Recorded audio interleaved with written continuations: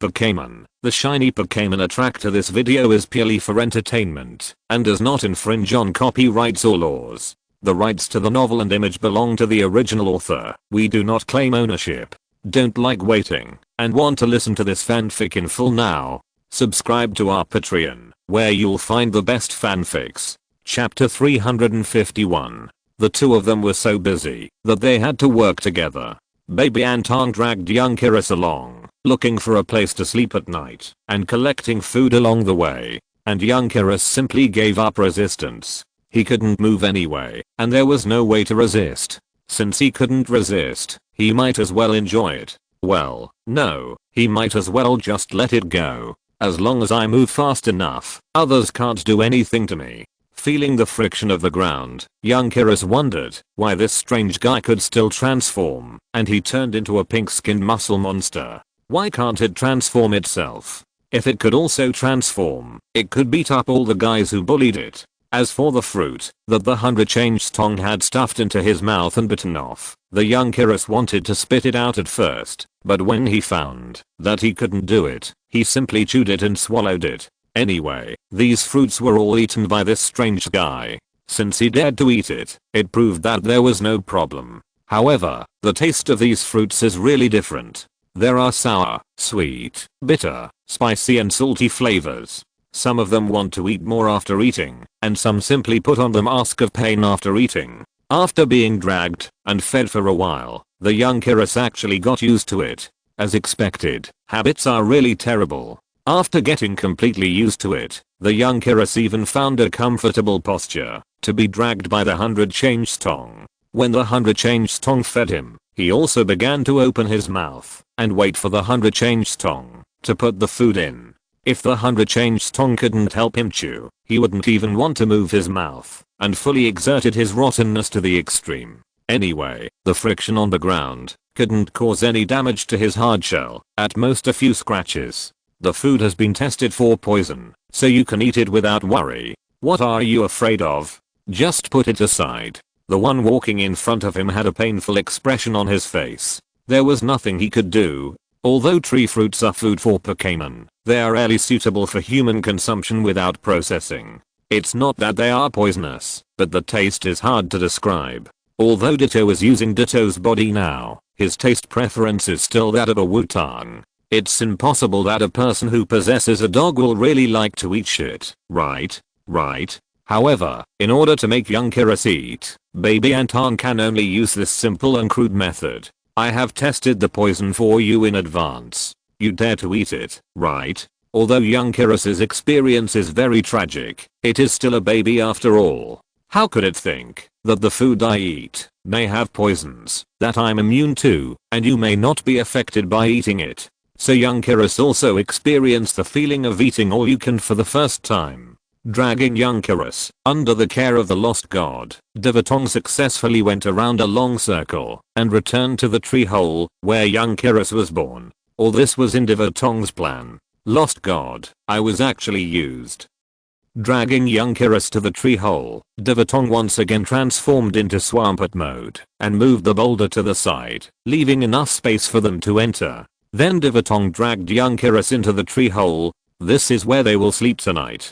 After entering the tree hole, young Kiris was stunned. Just like the young Kiris that Xiaozhi met, it could also feel the outside world when it was a Pokémon egg. But this outside world is only a dark and cramped space for young Kiris. Returning to the tree hole again, young Kiris suddenly became a lot more depressed. Watching the changes in young Kiris, Wutong's body changed, and a emerald green young Kiris appeared. Yo! Young Kiris shouted in surprise when he saw that this strange guy had become the same as himself, although the color was still different. But it seemed that the color was also different from other similar ones. Could it be that this guy was actually also an alien? Question mark?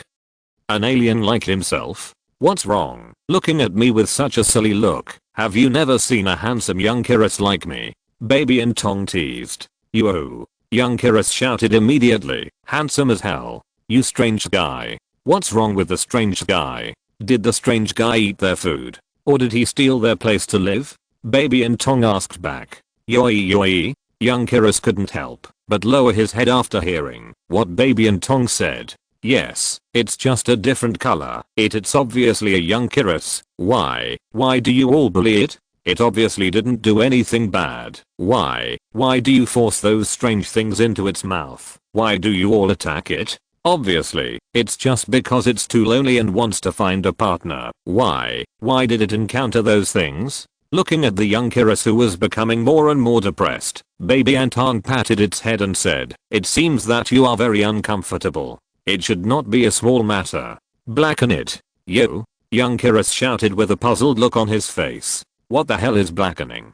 Do you want it to change its color? Will it not be bullied if it changes to black?" "I'm off topic. So, I'm your boss. What's wrong with being an alien? Aliens also have the right to survive. Isn't it just being bullied? Then become stronger and retaliate." Baby Antong said. He doesn't know what it means to repay evil with good. He only knows to repay evil with justice and repay good with virtue. Yo ye. After hearing what Baby Antong said, young Kyrus called out tentatively, "Is it really okay? Are you really willing to be its companion?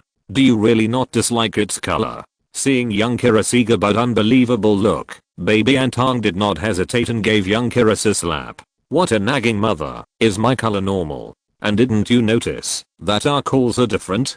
Baby Antong said. Yo ye. Yo ye. Young Kyrus rubbed his head and suddenly found something wrong. Yes, why is the call of this guy in front of him different? Because the communication has been so smooth, young Kyrus didn't notice it at all. And now that Baby Antong has become young Kyrus' appearance, his call is still different from its. "TSK, are you a fool, kid?" Baby Antong asked in confusion. Yo ye. Yo ye yo ye. Although he didn't know what fool meant, young Kyrus keenly felt that it was not a good word. "Okay, let me see how smart you are. I'll teach you what you can eat and what you can't eat and see how much you can remember." Baby Antong said and left the tree hole first. After a long period of recovery, young Kyrus was able to move, so it also followed Baby Antong out of the tree hole. Yoi. After leaving the tree hole, young Kyrus called out to Baby Antong. Why did he go into the tree hole in this case? Well, boys always want to go in and see and experience the hole when they see it. "You are still too young and you will understand it later," Baby Antong said to young Kyrus. Yoi. Young Kyrus tilted his head to show that he didn't understand. Baby Antong thought that young Kyrus shouldn't know too much at this age, so he started to tell young Kyrus about the taste of various fruits and the consequences of eating them. Because he had eaten a lot of tree fruits along the way, young Kyrus had a general impression of these tree fruits, and he quickly remembered most of them after Baby Antong's narration. Then, as young Jealous, we have abilities that other Pokémon don't have. At this moment, Baby Antong simply forgot that he was actually a Ditto. Yo, young Jealous called out in confusion. Meanwhile, Baby Antong took out a piece of ore from nowhere. Under the shocked eyes of young Jealous, he bit it. Sure enough, after becoming a young Jealous, biological characteristics were also obtained accordingly. Baby Antong chewed the ore in big mouthfuls, experiencing the feeling that he would never experience in his life when he was a human. "I just don't know if Ditto can digest it," Baby Antong thought while chewing. "Come on, try it. If you want to become stronger, eating ore is essential. Although soil is also okay, the amount you need to eat is too much, and the taste should not be as good as ore. After all, who knows if other Pokémon have excreted on that piece of land," Baby Antong said. Young Jealous looked at Baby Antong chewing, and looked at the ore in his hand, swallowed a mouthful of saliva, and young Jealous gritted his teeth, and took the ore. "Since this guy can eat, why can't I?" After taking a bite of the ore with his eyes closed, young Kyrus found it quite delicious. Question mark? He ate more than those tree fruits and me. What do you think? Look at your timid look. I'm your boss. How could I possibly lie to you? Baby Antong said. Yo. Young Kyrus nodded vigorously. That's right. This strange guy would not lie to him. He was willing to be his companion. Young Kyrus finally began to accept Baby Antong after a series of actions. It can only be said that, although Baby Antong's method is simple and crude, but it is difficult to copy. At least the most basic step, exchanging bodies with the shiny Pokémon, is difficult to achieve. and you have to be willing to sacrifice your taste. In addition, the way that baby Antong faces young Kyrus is not that kind of deliberate flattery, but a bit rough, but this can gain young Kyrus trust. Because of a series of experiences, young Kyrus has a deep hostility towards all other creatures. The more you show kindness to it, the more it will alert it. Although baby Antong's series of behaviors did not take the initiative, it showed that it had no ill will towards young Kyrus. In addition, baby Antong demonstrated everything before letting young Kyrus do it. Instead, young Kyrus gradually believed in baby Antong, and even in the end young Kyrus was willing to accept baby Antong. Not bad, you are much more energetic, baby Antong said happily. Yo, young Kyrus responded, and began to continue chewing the ore. This was its first meal in the true sense since its birth. Okay, since you are not stupid, then you are indeed qualified to be my little brother, so I will tell you a secret now. Baby Antong said to young Kyrus with a mysterious look on his face. Yo ye. Young Kyrus called out in confusion. What secret? Actually, I'm a human. Baby Antong said seriously. Yo ye. Young Kyrus called out in dissatisfaction. He just said he would not lie to me. Look, why don't you believe in Big Brother? In fact, the body I'm using now is the body of my partner. We have been swapped bodies by a magic potion.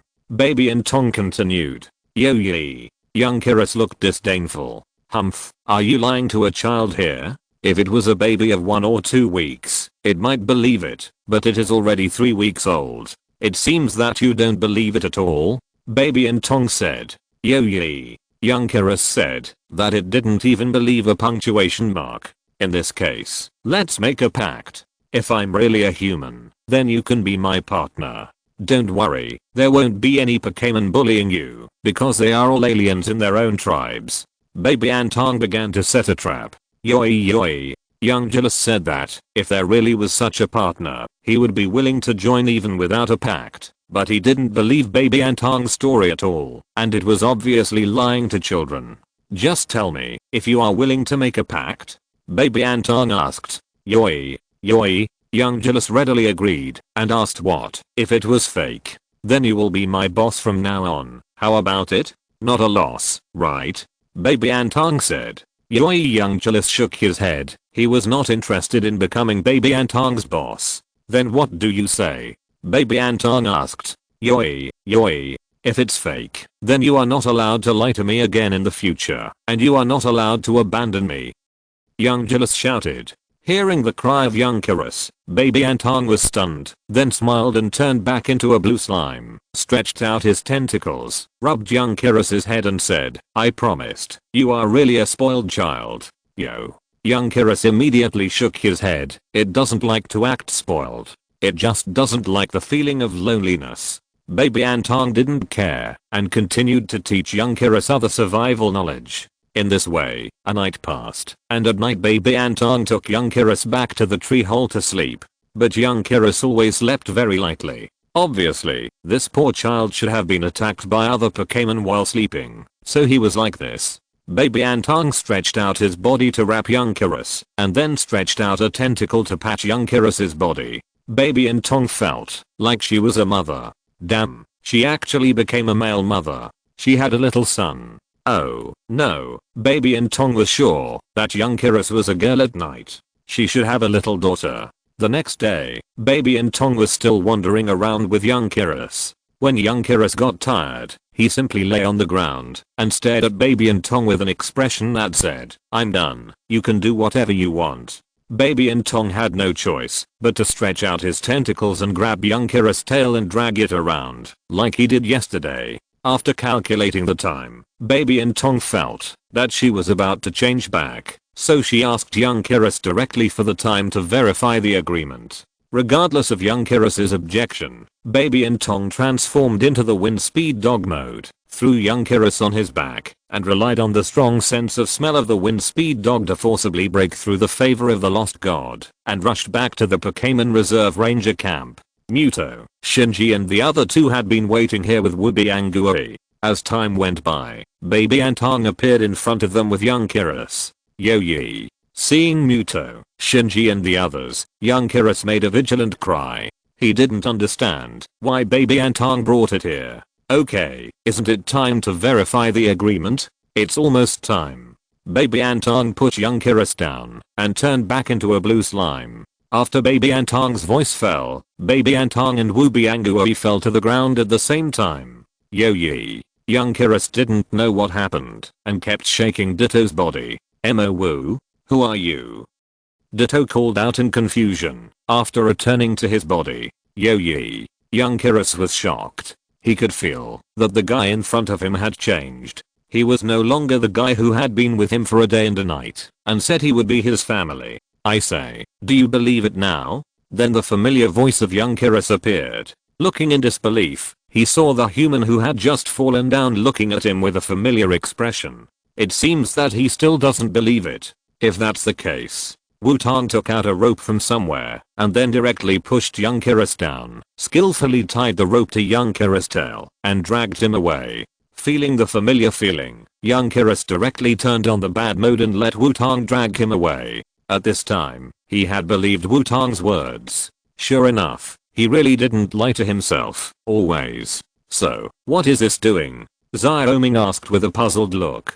Who knows what weird play this guy Wutong is playing again? Xiaoming also said speechlessly. I guess this guy used some idiotic way to solve the problem again. Shinji said bluntly. But isn't this behavior a bit too advanced? Muto also said in comprehension. Ignoring the complaints of Shinji and the others, Wutong stopped, untied the rope on the tail of little Kiris, and then sat opposite little Kiris. So, are you willing to be my family now? He helped little Kiris up, and the man and the Pokémon did this to each other. Wutong stretched out his hand to little Kiris and asked, Yo. Little Kiris did not hesitate and threw himself into Wutong's arms. Of course, it was willing. Mao? Ditto called out in confusion. So it was just a tool? And why did it feel so uncomfortable in the stomach? A 5,000 word chapter. Everyone applauded.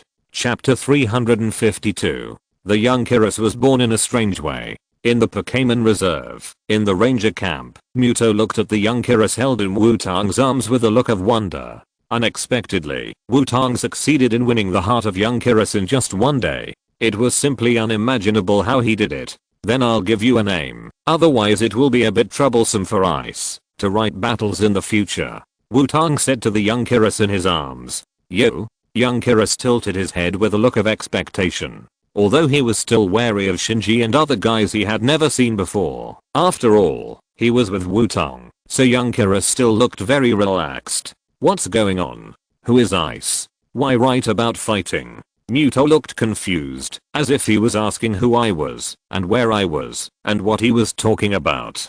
Don't mind it. According to what they said, it seems to be a dimensional wall or something. Just pretend you didn't see it. Xiaoming said to Muto with an experienced look. Shinji simply didn't bother to care, and Xiaomao was more tolerant of Wutong, because Wutong completed Professor Oak's task perfectly. He ignored his behavior of breaking the dimensional wall. Let me think about it. Young Kiris, Bankiris, Madara okay, you will be called Uchiha from now on. Mainly responsible for teaching others to dance. Wutong thought for a while and said. Obviously not. Xiaomao directly objected. What a joke. This name sounds very unlucky. And why do you have to use such a strange surname as a name? You'd better sleep with one eye open at night. Shinji said. Huh. Wutong looked down and saw that young Kiris puffed up his cheeks angrily, looking very dissatisfied. Yo. Young Kiris retorted loudly. It didn't like this name. Don't you like it? In that case, sass. Wutong thought for a while and asked again. Yo. Young Kiris objected even more fiercely. This name was not as good as the previous one. It sounded like it was missing some body parts. You guys should be more serious. Xiaoming couldn't help but complain. No, he is actually very serious. Xiaomao said seriously. Don't you realize that this guy is not only a great road idiot, but also a bad namer of the same level? Shinji said. Poor child. Muto was obviously also led astray by Wutong and others, and said with his fingertips wiping the non-existent tears from the corners of his eyes. Hey, I tell you, you are slandering. Slander. Wutong said very dissatisfiedly. Then you should come up with a good name and show it. X3 Shinji and the other two said in unison. Damn it, just call it, Yao Bao. I hope it will have a happy life in the future. How about it? Wutong said confidently. Then he saw Shinji and the other two showed sympathetic eyes. It must be because of the Younkerus, right? Xiaoming said quietly. Alas, Younkerus, Yao, my future nephew who I don't know whether he will exist or not will not be named like this. Xiaomao shook his head and said. He has tried his best. After all, no one is perfect. As a price for the talents of trainers and breeders, it is normal for him to lose the ability to recognize the road name. After all, he doesn't have much brains, and there is no way to lose it. Shinji finally concluded. Damn it, Yao, you must help me get rid of these bastards in the future. They actually teamed up to bully me. Wutong couldn't refute it for a while, and could only say to the young Kyrus in his arms. Yoi. Young Kyrus looked confused, so it was decided. Just so casually decided? Just Yao? Will it really not become fat like a bull because of this name? No matter what, I still want to thank you, Wutong. It was you who saved this young Kyrus. No, saved Yao. Muto said to Wutong seriously. Ms. Muto, you are too polite. After all, I also have a purpose, and Yao and I are very compatible, right? Wutong smiled and rubbed Yao's head and said. Yao looked like she had accepted her fate. What else can she do? She can only accept the person she chose. Oh, by the way, Miss Muto, have Xiaoxi and the others left? Wutong asked. They haven't left yet. They said they would stay for another day. They should still be with the mother and son of Bankerus. Muto said. Really? In that case, Yao, let's go. I'll take you for a walk. Wutong said to Yao in his arms. Yoi. Yao tilted his head, thinking about what Wutong meant, then jumped from Wutong's arms and lay on the ground skillfully with his tail pointed at Wutong. Seeing Yao's look, Wutong's eyes twitched. It's over. This child has developed a strange habit. Chapter 353. The two of them were in a mess, but they were still together. Feeling the strange gazes from Shinji, the other two, and Muto, Wutong quickly picked up Yao.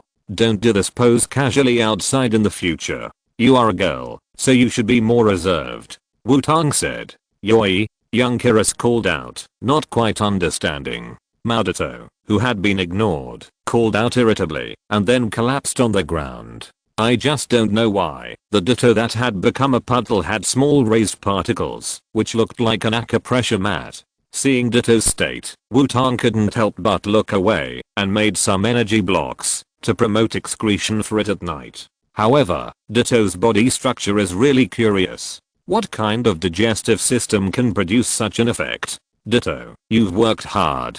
Come back and rest first. Wutong directly applied the principle of out of sight, out of mind. I said your Ditto is obviously wrong, right? Xiaoming couldn't help but complain. Well, it's okay. I just ate a few bites of ore with Ditto's body. I'll give it some energy blocks to promote excretion later. Wutong said. You guys always do something unexpected. Xiaomei also complained. There's no way. This is for the healthy growth of Yao. Wutong said. Yo. Yao tilted his head. Obviously, Wutong always said something that I couldn't understand. So this is the growth of Yao that you sacrificed Ditto's health? You like the new, and you hate the old, right? Shinji said steadily. How can you say that? How can a trainer's business be called getting bored with the old and liking the new? Wu Yaji began to talk about excuses such as team depth and cultivating the independence of Pokémon. For a moment, the room was filled with a contemptuous atmosphere. Okay, let's go. Yo, let's go. We won't play with these guys anymore. Wutong decided to find Xiaoxi as soon as possible. Sure enough, it would be happier to be with friends with the same IQ as Xiaoxi. Seeing Wutong holding Yo and walking out, Shinji and the other two followed helplessly. Otherwise, what can we do? Wait until this guy gets lost and then find him? And Xiaomei really wanted to find Xiaoxi. Because of his grandfather Professor Oak's mission, Xiaomei didn't have time to provoke Xiaoxi. Now that the matter is over, it's time to go and see how the last one is doing, but that guy will definitely ask to fight with him. In that case, I'll agree this time. Xiaomei is eager to know whether Xiaoxi has grown up. Muto didn't join in the fun. Now that the matter has been resolved, she has to thank Professor Oak first, and then continue her work as a ranger. Wutong and the other four searched all the way, and soon found Xiaozhi and his group near the ranger camp. At this time, Xiaozhi was facing the mother and son of young Kyrus and Bankyrus. It seemed that they were saying goodbye. Young Kyrus looked at Xiaozhi with reluctance in his eyes, and Xiaozhi also looked like he had tears in his eyes. TSK, this guy. Wutong said unhappily. It's not enough for a butterfly like her to flap its wings once, right? He must flap it on Xiaozhi's face before he can change. Without any hesitation, Wutong walked forward. Hey, silly thing, why do you have such an ugly expression? Wutong said directly in the mocking mode. Nagging. Xiaozhi rubbed his eyes and said after seeing Wutong. Because Xiaozhi is going to say goodbye to young Kyrus. Xiaogang said. That's right, Xiaozhi is rarely so emotional. Xiaoxia also continued. Farewell. But why do I see that young Julius can't bear to leave you at all? Wutong asked. I can't bear to leave young Julius either, but only here can it live well. Xiaozhi said. Ha, are you an idiot? Wutong finally couldn't help but sniff. What are you talking about? Xiaozhi shouted unhappily. You are the one talking to yourself there. Have you ever asked what young Julius thinks? And what does Bankyrus think? Do you know that Pokémon like Bankyrus have a natural desire to become stronger? If you don't want to separate, go for it. Why are you pretending to be a weak girl here? Recognize your identity as a trainer. Go and prove to Bankyrus that you can take good care of young Julius and make young Julius stronger than it, strong enough to protect them from poachers. Wutong launched a loud roar at Xiaozhi. Xiaozhi was stunned by Wutong's roar, and it seemed to have a significant effect. But Xiaozhi wanted to say something else, but his eyes couldn't help but look at Xiaoxia. But you, the head of the flaming horse, Kintaro, ask me what young Kyrus really thinks. You were the first person to stay with him when he was born. Don't you count him? Are you a relative? Wutong continued to output. After hearing Wutong's words, Xiaozhi seemed to have really woken up. He walked up to Xiaoxia, knelt down and asked seriously, Xiaoxia, are you willing to travel with me? Yo ye. Yo ye. Xiaoxia shouted happily at first, and then looked at Bankyrus. Bankyrus, I will definitely take good care of baby Julius, and I will often bring him back to see you. Xiaozhi said to Bankyrus. Speak louder. Let Bankyrus see your determination, you bastard. Who would trust you to hand over the child to you, if you speak so quietly? Wutong rebuked loudly like a devil instructor. Bangulus, please hand over Jujulis to me. Xiaozhi shouted loudly. Hey, why does it feel like something is not right? Xiaoming rubbed his chin and said while looking at the situation in front of him. How come that guy Xiaozhi is like going to the woman's house to propose marriage? Xiaomei also frowned and said. Isn't the culprit that guy who seems to be a troubled relative? Shinji pointed at Wutong and said. Benjirus stared at Xiaozhi, then looked at young Jirus on the side, and nodded as if he had made up his mind. Great. Xiaoxia. Seeing Bankyrus nodding, Xiaozhi happily hugged Xiaoxia. Hey, Xiaoxia also raised his little paw and waved. Wutong nodded with satisfaction. When he saw Xiaozhi and Xiaoxia separated, he not only couldn't believe it, but also had some understanding. After all, Pokémon like baby Xiaoxia are so rare that they definitely need to be protected, and it would be quite uncomfortable to reunite their mother and child and then separate them. But this guy Xiaozhi has never even visited Xiaoxia. Not once. From Wutong's point of view, Xiaoxia's status in the heart of young Julius is absolutely equal to that of Ben Julius. After all, he is the one who watched its birth and accompanied it all the way. As a result, it was as if the father who went out to work never came back. The last time Xiaoxia appeared was in the Memories of the Sun and Moon chapter. Question mark? Is this worthy of young Julius' fragile and weak mind? In addition, Wutong also hopes that Xiaozhi can become stronger. Of course, the more opponents you have, the more interesting the journey of being a trainer is. As the protagonist in childhood memories, Wutong must at least be satisfied. By the way, Xiaotong, you also have a baby Kyrus in your arms? At this time, Xiaogang used his smallest eyes to quickly spot Xiaoya in Wutong's arms. Sure enough, It is not unreasonable to say that small eyes focus on light, but big eyes miss sight. Really? And it's a baby Kyrus with a different color. Xiaoxia couldn't help, but said when she saw the baby Kyrus in Wutong's arms. I just found out. You're jealous. Let's say hello. Xiaoxi walked to Wutong with Kyrus in his arms and said, hey. Xiaoxia didn't have any repulsive reaction when facing this heterochromatic creature of the same kind, probably because he was born next to Xiaoxi. Facing Xiaoxia's friendly gesture, Yoyo turned her head to the side. Obviously, Yoyo is still very wary of these so-called similar people. I'm sorry, my Uio has a psychological shadow on the same kind of people. Uio, remember that this young Kyrus in front of you will be beaten to death if you meet him in the future. Well, no, you have to use all your strength to show respect. Do you understand? Wutong said to him. Said with Uio in his arms. Yo yi. Yo yi. Yao tilted her head in confusion at first, then nodded decisively after hearing that she was beaten to death. I understand. The road to revenge begins with this young Kyrus. UI who aspires to be a Pokémon that can defeat others of its kind. Chapter 354. The young Kyrus in Xiaoxi's arms felt a chill for some reason, and his body became stiff. What's going on? Why is the young Kyrus stiff again? Xiaoxi said, clearly feeling that the young Kyrus in his arms was not in the right state. Maybe he is shy. After all, my Yaya is a lovely girl. By the way, since we have already agreed with Ban Kyrus, we must do it. We must train the young Kyrus to be very strong. Wutong said hurriedly, fearing that Xiaoxi would put the young Kyrus in the warehouse as a warehouse manager again. Of course. I will definitely become stronger with the young Kyrus. Xiaoxi said confidently. Before that, there is something you haven't done. Xiaogang said aloud. It's time to formally recapture young Kyrus, right? Xiaoxia also said, yes. Young Xiaoxi was about to take out the Pokeball to capture young Kyrus when he was stopped by Wutong.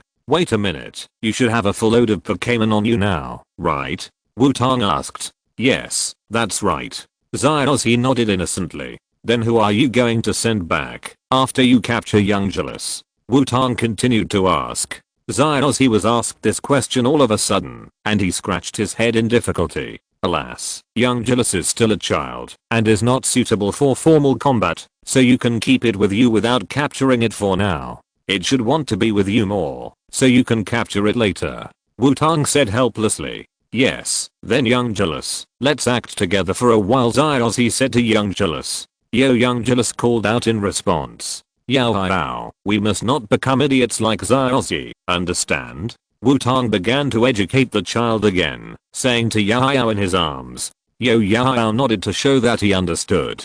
Hey, I always feel that you have been scolding me from the beginning. Xiaoxi said to Wutong unhappily. This must be your illusion. How could I scold someone if I'm such a kind person? Wutong said righteously. Okay, it's time for you two to stop playing stupid, right? Xiaomao walked over and said. Seeing Xiaomao appear, Wutong directly threw the venue to Xiaomao to play. When it comes to blacking Xiaoxi, Xiaomao is definitely the first. Xiaoxi's loyal black fan belongs to. What are you talking about? I understand. You must be envious of me for catching little Kyrus. When facing Xiaomao, Xiaoxi's quarreling ability automatically increased by +1. Huh? What are you talking about? I'm just regretting that an excellent Pokémon will be destroyed by a loser. Unfortunately, just +1 attack power cannot give Xiaoxi an advantage.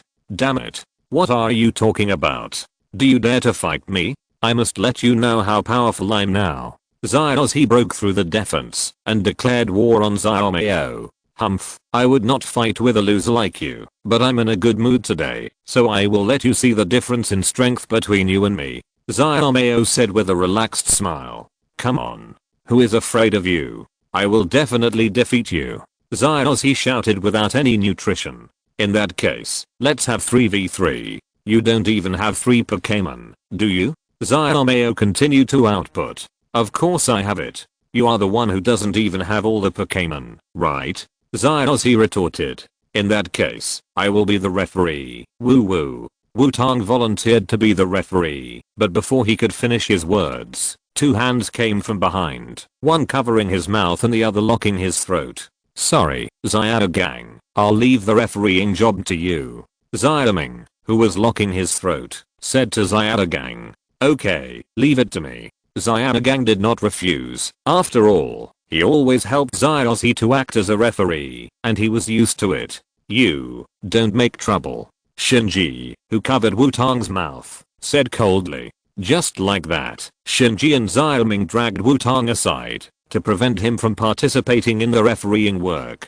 After all, if this guy was the referee, who knows what strange operations he would come up with. Maybe he would even encourage Yao to hold up the sign. "Bangwirus, I will prove to you that I can train baby Kyrus to be stronger," Xiaoxi said to Bangwirus confidently, then put baby Kyrus on the ground and raised his clothes to make a fighting posture. "Yo. Baby Kyrus Killus," cheered Xiaoxi on the side, while Bangwirus' eyes became sharp, like a mother-in-law looking at her son-in-law. No, like a mother-in-law looking at her daughter-in-law. No. Anyway, it was a scrutinizing look. Not bad. The fighting spirit is high. Wutong, who was dragged away, was determined not to participate in the refereeing work and regained his freedom. Looking at Xiaoxi's state, he couldn't help but say, "Do you think Xiaoxi will win?" Xiaoming asked. "Humph." Shinji snorted coldly and didn't answer, but his attitude had already shown everything. Shinji and Xiaomeo, these two guys, quarreled every 3 days and quarreled every 5 days, and they would fight for nothing. But they are also the two people who know each other's strength best. The two people are just used to quarreling. In fact, they have a good relationship and recognize each other's strength. So Shinji showed great disdain for Xiaoming's question. If it was Xiaomeo in the past, it's hard to say. After all, Xiaoxi is in his prime now. Unfortunately, Xiaomeo, Wutong said halfway and didn't continue. Xiaomeo is no longer the young master Xiaomeo. Because of the influence of Wutong and the pressure from Shinji and Xiaoming, Xiaomeo has completely changed. If it was the young master Xiaomeo at the beginning, how could he be willing to practice with RC for more than 2 months? You know, RC's practice is not only to train Pokémon, but also to train the trainer himself. Even a very tough person like Wutong would feel a lot of pressure to practice with RC. But Xiaomeo persisted. And because of the existence of Wutong and Xiaoming, Xiaomeo has also changed in Pokémon training. He no longer simply pursues the number of Pokémon, but only relies on attributes and ability advantages to fight. He has also become very concerned about the improvement of the strength of Pokémon itself. Now Xiaomeo is Xiaoming's second largest customer. There is no way the position of Wutong, the largest customer, is unshakable. Who made Wutong's demand so great? And Shinji must have had a lot of money after reconciling with his brother. Although the order volume is not as terrible as that of Wutong and Xiaomeo, he has also firmly sat on the third largest customer. After all, Xiaoming doesn't have a fourth client. In addition to the above changes, Xiaomao has made great progress in tactics by fighting with Wutong and the others before he has anything to do. The playful mentality of always wanting to preserve strength has long disappeared. Otherwise, he would not have taken the initiative to provoke Xiaoxi at this time and have a 3v3 battle with Xiaoxi. Wutong and the other three understand that he really wants to fight Xiaoxi now to see the growth of both sides. So Wutong thinks that Xiaoxi's winning rate is almost 0. Unless Pikachu can show his strength to fight against Alpaca head-on, Wutong doesn't think Xiaoxi has any hope of winning. Especially now that he only has a group of babies on him, Xiaoxi's winning rate is getting lower and lower. Wutong doesn't want Xiaoxi to become stronger, otherwise he would not have tried hard to keep the main Pokémon who left the team. It's just that Xiaoxi's personality problem makes Wutong unable to start, and Wutong also thinks that his wild-grown Xiaoxi is the best Xiaoxi. What Xiaoxi needs now is not help, but pressure. Huge pressure. Xiaoxi behaved like this at the beginning. He was invincible without pressure. But after encountering pressure, this guy began to explode. His brain was online. He knew how to play tactics, and even mastered training. And for Xiaoxi, who will be the biggest pressure? Of course, it is Xiaomeo, who has loved and hated him since childhood. After this battle, Xiaoxi should change a little, right? Get stronger. Whether it is Xiaozhi, Xiaomao, Shinji or Xiaoming, you must become stronger so that you won't be bored. Wutong thought secretly in his heart. P.S. Is there anyone who has the same idea as Ice Cube? Just like when playing games, if the opponent is too weak, Ice Cube will feel very bored, and if the opponent is too strong, there will be no game experience. A battle of equal strength is the best, even if the opponent is a little stronger than you. The feeling of winning after trying everything is really fascinating. At this time, Wutong suddenly felt like a big villain boss, wanting to cultivate opponents and finally create a father. Could it be that he is the father creating person in Kanto? Shinji and Xiaoming on the side looked at Wutong, whose expression kept changing, and subconsciously moved away from him. Don't you need to take care of this guy? I'm a little afraid that he will suddenly bite someone in a while. Xiaoming said a little worriedly, but the direction of this worry seemed to be wrong. No need, this guy is obviously starting to have wild thoughts again. If this guy can use all his wild thoughts to exercise his spirit in terms of Pokémon, he probably has already surpassed us all by a long way, Shinji said coldly. But that kind of Wutong is not Wutong, right? Xiaoming thought for a while and said, HMPH, maybe. Shinji snorted without refutation. The last place is just an empty momentum. Come on, I want to let you know what a real Pokémon battle is, Xiaomao said with full firepower. Both players are ready. The rules of the game are 3v3 singles. Both sides can change Pokémon freely. Xiaozhi from Pallet Town will fight against Xiaomao from Pallet Town. The game begins. Xiaogang announced loudly with the spirit of a professional referee. Pikachu, it's decided to be you. Xiaozhi did not hesitate at all and decisively sent Pikachu. Pikachu jumped off Xiaozhi's shoulder and came to the venue. Go, my baby. Xiaomao also sent out his own Pokémon at the same time. A red figure appeared on the field, and the first Pokémon Xiaomao chose was Mantis. Pikachu, use 100,000 volts. Xiaozhi chose to attack first as usual. Pikachu jumped high, with lightning bursting on his body, and released lightning at will to attack Mantis. Mantis, sword dance. Xiaomao commanded as if he had expected it. Mantis began to rotate on the spot, and the energy brought by the rotation resisted Pikachu's 100,000 volts. After fighting with Wutong and others for a long time, this technique of using sword dance or dragon dance to defend has become basic. It's better to say that if you don't have this ability, you will be laughed at. Sword dance like Abby? In this case, Pikachu. Jump up and break it from above. Xiaozhi saw Xiaomao's response and immediately remembered the battle between the Hinoki Gym and Abby and commanded. Pikachu jumped higher than before and used 100,000 volts from above. Move at high speed. Lightning flash. Xiaomao commanded. This is not the first time he knows that this move can be cracked from above. After hearing Xiaomao's command, Mantis forcibly stopped the spinning sword dance. This is a forced interruption of its own skills achieved by relying on its well-trained solid body. Mantis flashed, brought a burst of white light and directly avoided Pikachu's 100,000 volts and appeared behind Pikachu. Pokémon that can't fly should not jump up casually. All of them are flaws. Cross scissors. Xiaomao shouted. Mantis's two large pincers crossed Pikachu's back, and Pikachu was knocked to the ground directly. Pikachu. Xiaozhi couldn't help shouting. Ironhead. It is a good habit to finish off the enemy. This is what Xiaomao learned from Wutong. You must never be careless until the last second. At this time, the giant claw mantis has reached the limit of staying in the air. It simply turned its body upside down, and a silver light appeared on its head. It aimed at Pikachu and smashed it down. Have you ever heard of a trick of a head dropping from the sky? Pikachu, who had just landed, was hit by the iron head of the giant claw mantis again. Pikachu made a painful sound. Pikachu, cheer up. Use 100,000 volts.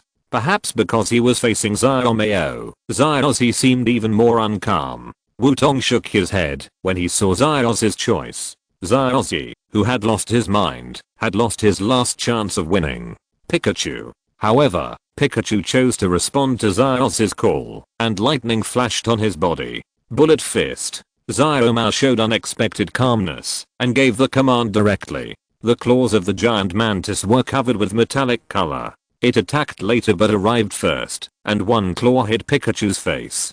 Pikachu's burst was interrupted directly, and it lost its fighting ability. Xiaomao is getting more and more skilled at finishing, but Xiaoxi is a little too anxious. Wutong said. There is no way. In Xiaoxi's eyes, Xiaomao has always been the biggest opponent. Now Pikachu has been suppressed and beaten. It is difficult for Xiaoxi to stay calm. Xiaoming shook his head and said, that guy seems to have never been calm, right? Shinji said mercilessly. Pikachu loses his fighting ability, and the giant mantis wins. Xiaogang waved his hand to announce the result of the game. Pikachu. Xiaoxi hurriedly ran up and hugged Pikachu, calling Pikachu with concern. Too young. Your Pikachu shouldn't have only this strength. It is you as a trainer who has limited Pikachu's performance. What on earth have you been doing for more than a year? Xiaomao said seriously and disappointedly, unlike before. Xiaomao's serious disappointment deeply hurt Xiaozhi's heart. PS. First of all, I won't deliberately make Ash weak. Ash in the Silver Tournament is indeed much stronger than in the Quartz Tournament, but in the current plot, Xiaomao has grown more. Pikachu's failure is mainly to activate Ash and to reflect Xiaomao's growth. It is really a well thought out and reasonable failure. You must know that Xiaomao, the rival of Ash, really occupies a very special position in Ash's heart, so this must be done by Xiaomao. Ice Cube also hopes that a stronger Ash will appear. Then the following is the chapter adjustment preview. There will be a wave of chapter adjustments today and tomorrow. That is, there will be explosive updates. This is also a chapter adjustment preview and explosive update preview. Readers who find that their comments are messed up and chapters are skipped, please turn a few chapters forward. Thank you for your cooperation. Chapter 355. The two of them were so busy that they had to work together. Xiaoxi lowered his head, holding Pikachu, and walked to Xiaoxia. After temporarily handing Pikachu over to Xiaoxia, Xiaoxi suddenly slapped himself. Xiaoxi. Xiaoxia was startled, not knowing what Xiaoxi was doing. Pikachu, who had woken up, also called Xiaoxi. I'm sorry, Pikachu, I was too proud of myself. I thought that I would become like this after catching young Chalice. I should be the one who cheered up. Xiaoxi raised his head. Although his face was a little red and swollen, his eyes were full of spirit. Oh, is it awakened? Wutong said happily when he saw Xiaoxi's operation. Sure enough, if you want to activate Xiaoxi, you still have to let Xiaomao do it. Xiaoming also seemed very happy. That was right. This was the state Xiaoxi should be in. Shinji, on the other hand, folded his arms in front of him and looked at Xiaoxi calmly. He was a man of integrity. How long do you want me to wait? Xiaomao asked. Although his tone seemed impatient, he had a smile on his face. Stop talking. Go on. Xiaoxi said as he turned his head back to his position. Please send out your second Pokémon, Xiaoxi. Xiaogang turned into a squinting iron-faced referee and said. Fire Rat, it's you. Xiaoxi's brain went online under Xiaomao's pressure, and he chose Fire Rat, which was 4 times more powerful than Mantis. Sinnoh Fire Rat called out when it came out. Xiaomao did not choose to exchange other Pokémon and continued to fight with Mantis. Fire Rat, spray flames. Xiaoxi commanded. Sinnoh. Fire Rat heard the command and shot a column of fire at Mantis. Sword Dance. Xiaomao calmly commanded. Chap. The giant claw mantis rotated again in place, and the airflow brought by the sword dance energy formed a tornado around the giant claw mantis. Now, Fireball. Run in the direction of its rotation, while using jet flames. Xiaoxi commanded. Sinnoh. Fireball immediately started running, and began to circle around the giant claw mantis in the direction of its rotation, using jet flames on the giant claw mantis while circling. Xiaomao didn't understand what Xiaoxi wanted to do for the time being, but with Fireball's strength, it shouldn't be able to break the giant claw mantis sword dance tornado with just jet flames. So Xiaomao chose to wait and see for the time being, and didn't act rashly. This is Xiaomao's style when fighting, calm enough and cautious enough. Maybe Xiaomao learned to do his best from Wutong and others, but the habit of many years made Xiaomao still leave some room for himself. What does Xiaozhi want to do? Xiaoming said, thinking. I roughly know, but it's not enough for Infernape in its current state. Wutong said. Shinji just watched the battle on the field without saying anything. Since Xiaozhi slapped him, Shinji really began to face this guy who he had never been interested in. Mantis, continue to use sword dance. Knowing that Mantis's strengthening effect is far from reaching its limit, Xiaomao chose to let Mantis continue to use sword dance. After all, judging from the current situation on the field, Infernape is simply consuming its own physical strength. It's not enough. Infernape, ignite the flame of your fighting spirit. Xiaozhi shouted loudly. In response to Xiaozhi's call, flames shot out from Infernape's back, and Infernape's running speed became faster, and even a little after image was left. Move at high speed. Xiaomao will change the situation, if he doesn't act. Wutong said to himself. As the speed of the fireball mouse increased, the jet flames that had been blocked by the sword dance tornado actually spread in the direction of the sword dance tornado, and wrapped around it. The sword dance tornado turned into a flame tornado. At this time, the giant claw mantis became helpless. If it stopped, it would have to bear all round flame damage, but if it did not stop, the rising temperature would roast it alive. What? Xiaomao saw that the giant claw mantis was trapped by his sword dance tornado and couldn't help but make a surprised sound. How about it? This is my solution. Xiaozhi said proudly. Giant claw mantis, stop, hold on. Xiaomao was not stimulated by Xiaozhi's tone, but directly commanded. Chap. The giant claw mantis faithfully executed Xiaomao's order, even if it would cause severe damage to itself. A dark red light appeared on the body of the giant claw mantis. Although the giant claw mantis stopped by itself, the fire tornado, that had long since stopped listening to its command, pressed towards it. Accumulated countless jets of flames burned the giant claw mantis from all directions. Intense pain swept through the body of the giant claw mantis, but the giant claw mantis's eyes were still very determined at this time. It had survived the rigorous training with its trainer. How could this pain hit it? Under the effect of holding on, the giant claw mantis did not lose its combat ability, and the remaining flames were still burning on the giant claw mantis, but the giant claw mantis was unmoved. Survival from a desperate situation. Xiaomao continued to command. A burst of blue air burst out from the giant claw mantis, and all the air condensed on the giant claw mantis's pincers. With the momentum of seeing death as home, the giant claw mantis hit the fireball rat with one pincer. Fire rat, get out of the way. Xiaozhi used his god level skills to get out of the way. Sinnoh. Fire rat wanted to dodge, but the all-out attack of the giant claw mantis was faster than expected. The giant claw mantis finally hit Fire Rat with one claw, and Fire Rat was directly knocked out. Under the burning of the remaining flames on its body, the giant claw mantis, whose red light was dissipated, fell directly to the ground. The Fire Rat, who was knocked away by the giant claw mantis, staggered and climbed up again. Although it can still fight, it is obvious that Fire Rat's condition has reached its limit. The giant claw mantis has lost its ability to fight, and the winner is Fire Rat. Xiaogang announced. Come back, giant claw mantis, you did a good job, I was too careless. Xiaomao took back the giant claw mantis and said. Unexpectedly, his caution became the reason for the failure of the giant claw mantis. However, the performance of the giant claw mantis is still good enough. It defeated Pikachu and seriously injured the charcoal rat. It can basically be regarded as a 2-in-1. Charcoal rat, come back. Xiaozhi did not let the charcoal rat continue to fight, and chose to let it rest. Xiaozhi and Xiaomao looked at each other, and threw the Pokeball at the same time. Kami. With a steady call, a thick turtle shell, and 2 cannons on the back, Xiaomao chose his trump card, Blasto Eyes.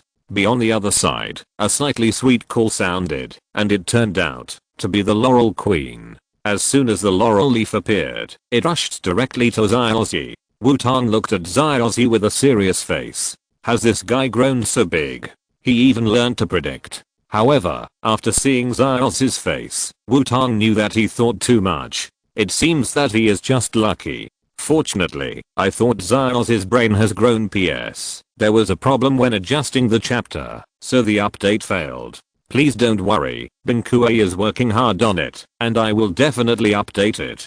Chapter 356. After pacifying Princess Laurel, Xiaomei and Xiaozhi started fighting again. Blue's water cannon. This time Xiaomei chose to attack first, and directly commanding Blastoise was a powerful skill. Kami. The two gun barrels behind Blastoise were aimed at Bayleaf, and a 2-in-1 thick water column shot out. Bayleaf. Jump up with the Vine Whip. Xiaoxia waved his hand and commanded. B. The Vine Whips on both sides of Bayleaf's body stretched out and whipped directly on the ground. The seemingly clumsy Bayleaf actually jumped up and avoided Blastoise's water cannon and flew high into the sky. As expected of Xiaoxia, you are the first one unexpectedly. Wutong praised, although he was not surprised at all. What? Xiaomei was also startled by the flying Bayleaf. Bayleaf. Use the leaf blade. Xiaoxia continued to command without hesitation. Blue's high-speed rotation. Xiaomei did not intend to let Bayleaf attack. Came. Blastoise shrank into its shell and began to rotate at high speed. The leaf blade shot by Bayleaf was completely blocked by Blastoise's high-speed rotation. Bayleaf. Use station to suppress the top. Xiaoxia was not discouraged and still used all the advantages that Bayleaf could use at this time. Berry. Bayleaf fell down with force and pressed down on Blastoise from the sky. Wutong raised his eyebrows. It seemed that what should have happened in the Silver Conference had to happen in advance now. Blues, hold on. However, contrary to Wutong's expectations, Xiaomei did not choose to use a bite. Kami. A green translucent energy shield appeared to protect Blastoise. Bayleaf hit the energy shield, which broke directly, but Blastoise was not hurt at all. Blastoise, Rocket Head Hammer. Xiaomei did not hesitate to command Blastoise to counterattack. Kami. Blastoise's head popped out of its shell, and Blastoise hit Bayleaf directly like a cannonball. Bayleaf was knocked to the ground. Mount A is pressing down. Freezing Fist. Xiaomei continued to command the attack. Bayleaf. Cheer up, get out of the way. Xiaoxia shouted hurriedly. However, not every call would work. The situation reversed, and Blastoise pressed Bayleaf under him. The cold fist hit Bayleaf's head directly. Even if Bayleaf had a strong personality, she still lost her fighting ability and fainted. Bayleaf has lost her ability to fight. The winner is Blastoise. Brock announced with a ruthless wave of his hand. Bayleaf, come back, take a good rest. Bayleaf, Incendy. Please. Xiaoxia, who was fully in the state, did not perform any emotional drama. Now he only wanted to defeat Xiaomei. Even if Xiaomei still had 2 Pokémon, it didn't matter. Even if his only remaining Incendy was in poor condition, it didn't matter. Now he only had the desire to win. Xiaoxia still had a high degree of affection for his Pokémon, but at this time he was more like a qualified trainer. He couldn't let his Pokémon's efforts go to waste. He had to do everything to win, even if it was just a small step forward. Sinnoh. Perhaps driven by Xiaoxia's emotions, Incendy made a loud cry as soon as it appeared, and a raging fire directly spurted out of its back. Blastoise. Water Cannon. Xiaomei saw that Xiaoxia was ready and greeted him with a water cannon. Kami. Blastoise's cannon shot out a column of water. Crimson. Smokescreen. Xiaoxia commanded. Sinnoh. Blastoise sprayed a black mist covering the field. Blastoise, having lost its target, continued to release water cannons, compressing the activity space of Blastoise for a long time. Because of Blastoise's attack, the smoke on the field gradually faded. Crimson, rush over and use jet flames. Xiaoxia commanded. As the smoke completely dissipated, Blastoise appeared beside Blastoise and shot a flame directly at it. Blostock, water cannon. Xiaomei commanded Blastoise to attack without any fear. Kami. Blastoise's 2 cannons shot out a column of water that was obviously twice as thick as Blastoise's jet flames. Crimson. Make yourself spin. Xiaoxia commanded. Sinnoh. Maintaining the jet flames, Blastoise began to spin on the spot. The jet flames spun around Blastoise and sprayed out, forming a net-like defense shield. It actually blocked Blastoise's water cannon while burning Blastoise's body. Wutong was surprised again. Sure enough, He was the opponent that Xiaoxi didn't want to lose the most. The pressure Xiaomao put on Xiaoxi actually made him think of the counter shield 2 regions in advance. Counter shield. Sorry, I can do it too. Blasto eyes. High speed rotation. Water cannon, Xiaomao said directly after seeing Xiaoxi's operation. Wutong on the side rubbed his nose. Sorry, Master ZHI. I stole this move a long time ago and even used it to beat Xiaomao and the other 3 during training. Now the proficiency of the 3 guys in counter shield is no weaker than their own. It's just that, because they have fought with Wutong and the others more, everyone knows counter shield, and counter shield against counter shield is meaningless. So Xiaomao subconsciously forgot that he also knew counter shield until Xiaoxi took the initiative to use it. Xiaomao suddenly remembered it. He also knows this thing. Kami. Blasto eyes retracted into its shell under the flame jet retaliatory shield of Infinape and began to spin at high speed while firing water cannons.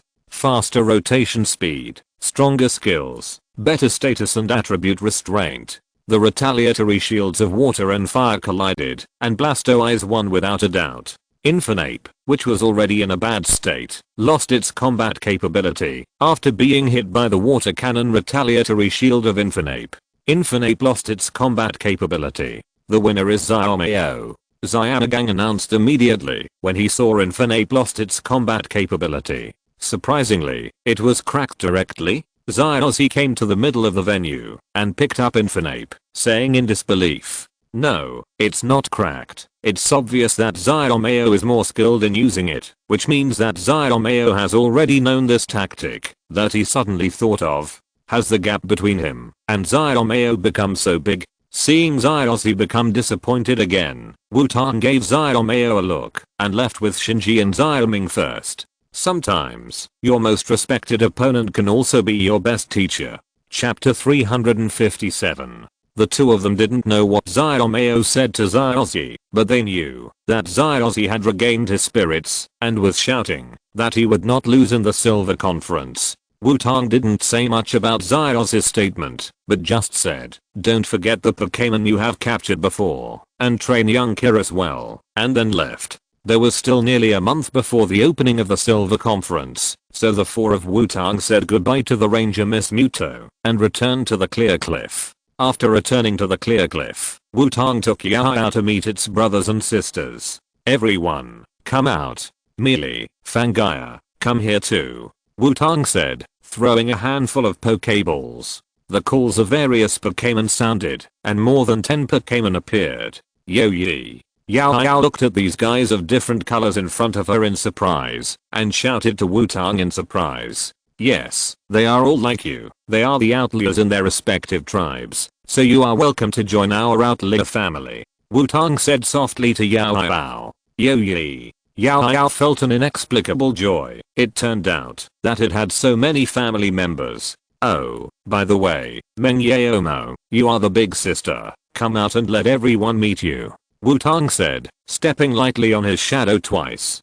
Dream Meng Yaomo popped his head out of Wutong's shadow and then found that his younger brothers and sisters were all looking at him. In addition to the 3 little guys, Meng Yaomo instantly became energetic and flew out of Wutong's shadow directly. Seeing the Dream Demon flying out, the Swampets all formed a semicircle tacitly, wrapping the Dream Demon in the middle, as if waiting for the big sister to speak.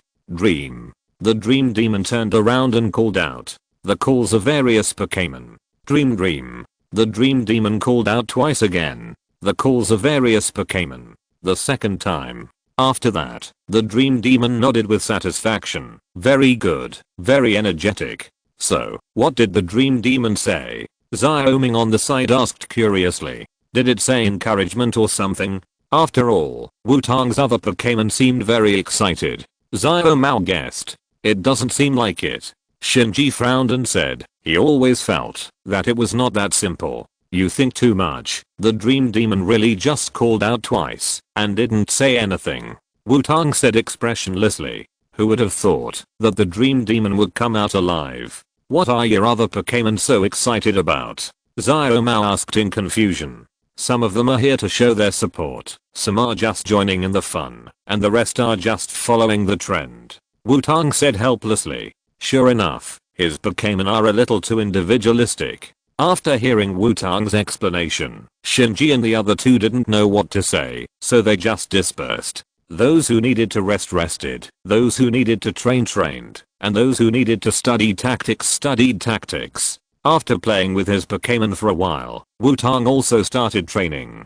Wutong handed the three little guys, Mealy Sheep, Yair and Yao, to Xiaozhi to help take care of them. After all, the three little guys are too young to be trained, and children must have a complete childhood. Time passed quickly, and the day of the Silver Conference was approaching. After sprinting for more than half a month, Wutong and the other four also began to go to the contestant village in Bei'an Town to sign up for the Silver Conference. After arriving at Silver Town, the four of them signed up with ease, and were also informed of the rules of the Silver Conference. Unlike the Quartz Conference, the Silver Conference is divided into 3 stages. The first is the selection meeting. At the selection meeting, each trainer has 3 opportunities to fight, in a one-on-one format, after the 3 battles. Based on the performance in the battle and the performance in the gym battle, 48 players were selected from more than 200 players to enter the next stage. As long as the performance is good enough, even if you lose a game, you still have a chance to enter the next stage. After all, the probability of a strong collision is not 0. The second stage is the preliminary league. The 48 players are divided into 16 groups, and each group of 3 people will fight in a round-robin manner. The game mode is 3-on-3 singles. The winner gets 3 points, the draw gets 1 point each, and the loser gets no points. The player with the highest score can successfully enter the next stage. If there is a tie, there will be another. The final stage is the final tournament. The final tournament adopts the battle rules of full-scale battle, and the competition venue is divided into 4 types: grass, ice, water, and rock. The competition venue will be decided immediately before the game starts. When one side has 3 Pokémon that lose their combat ability, they will enter the halftime break.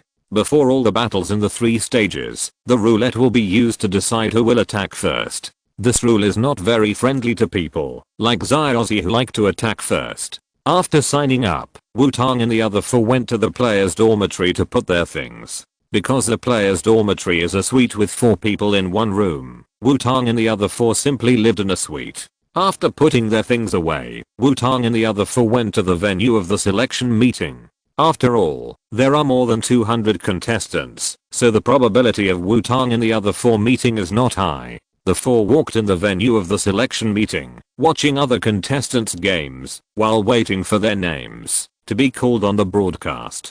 Slowly, Shinji and the other 2 were called away by the broadcast. After a while, Wutong's name also appeared in the broadcast. Wutong from Tokiwa City, Nana from Wakaba Town, please enter the F venue immediately. The broadcast was closed after 3 consecutive broadcasts. Wutong raised his eyebrows. Nana from Wakaba Town, I didn't expect to meet an acquaintance in the first game. Because there was only one straight road in the selection meeting, and there were separate battle venues on both sides, Wutong had no chance to get lost. Looking at the number plate, Wutong found the F venue, and Nana was already waiting in the venue.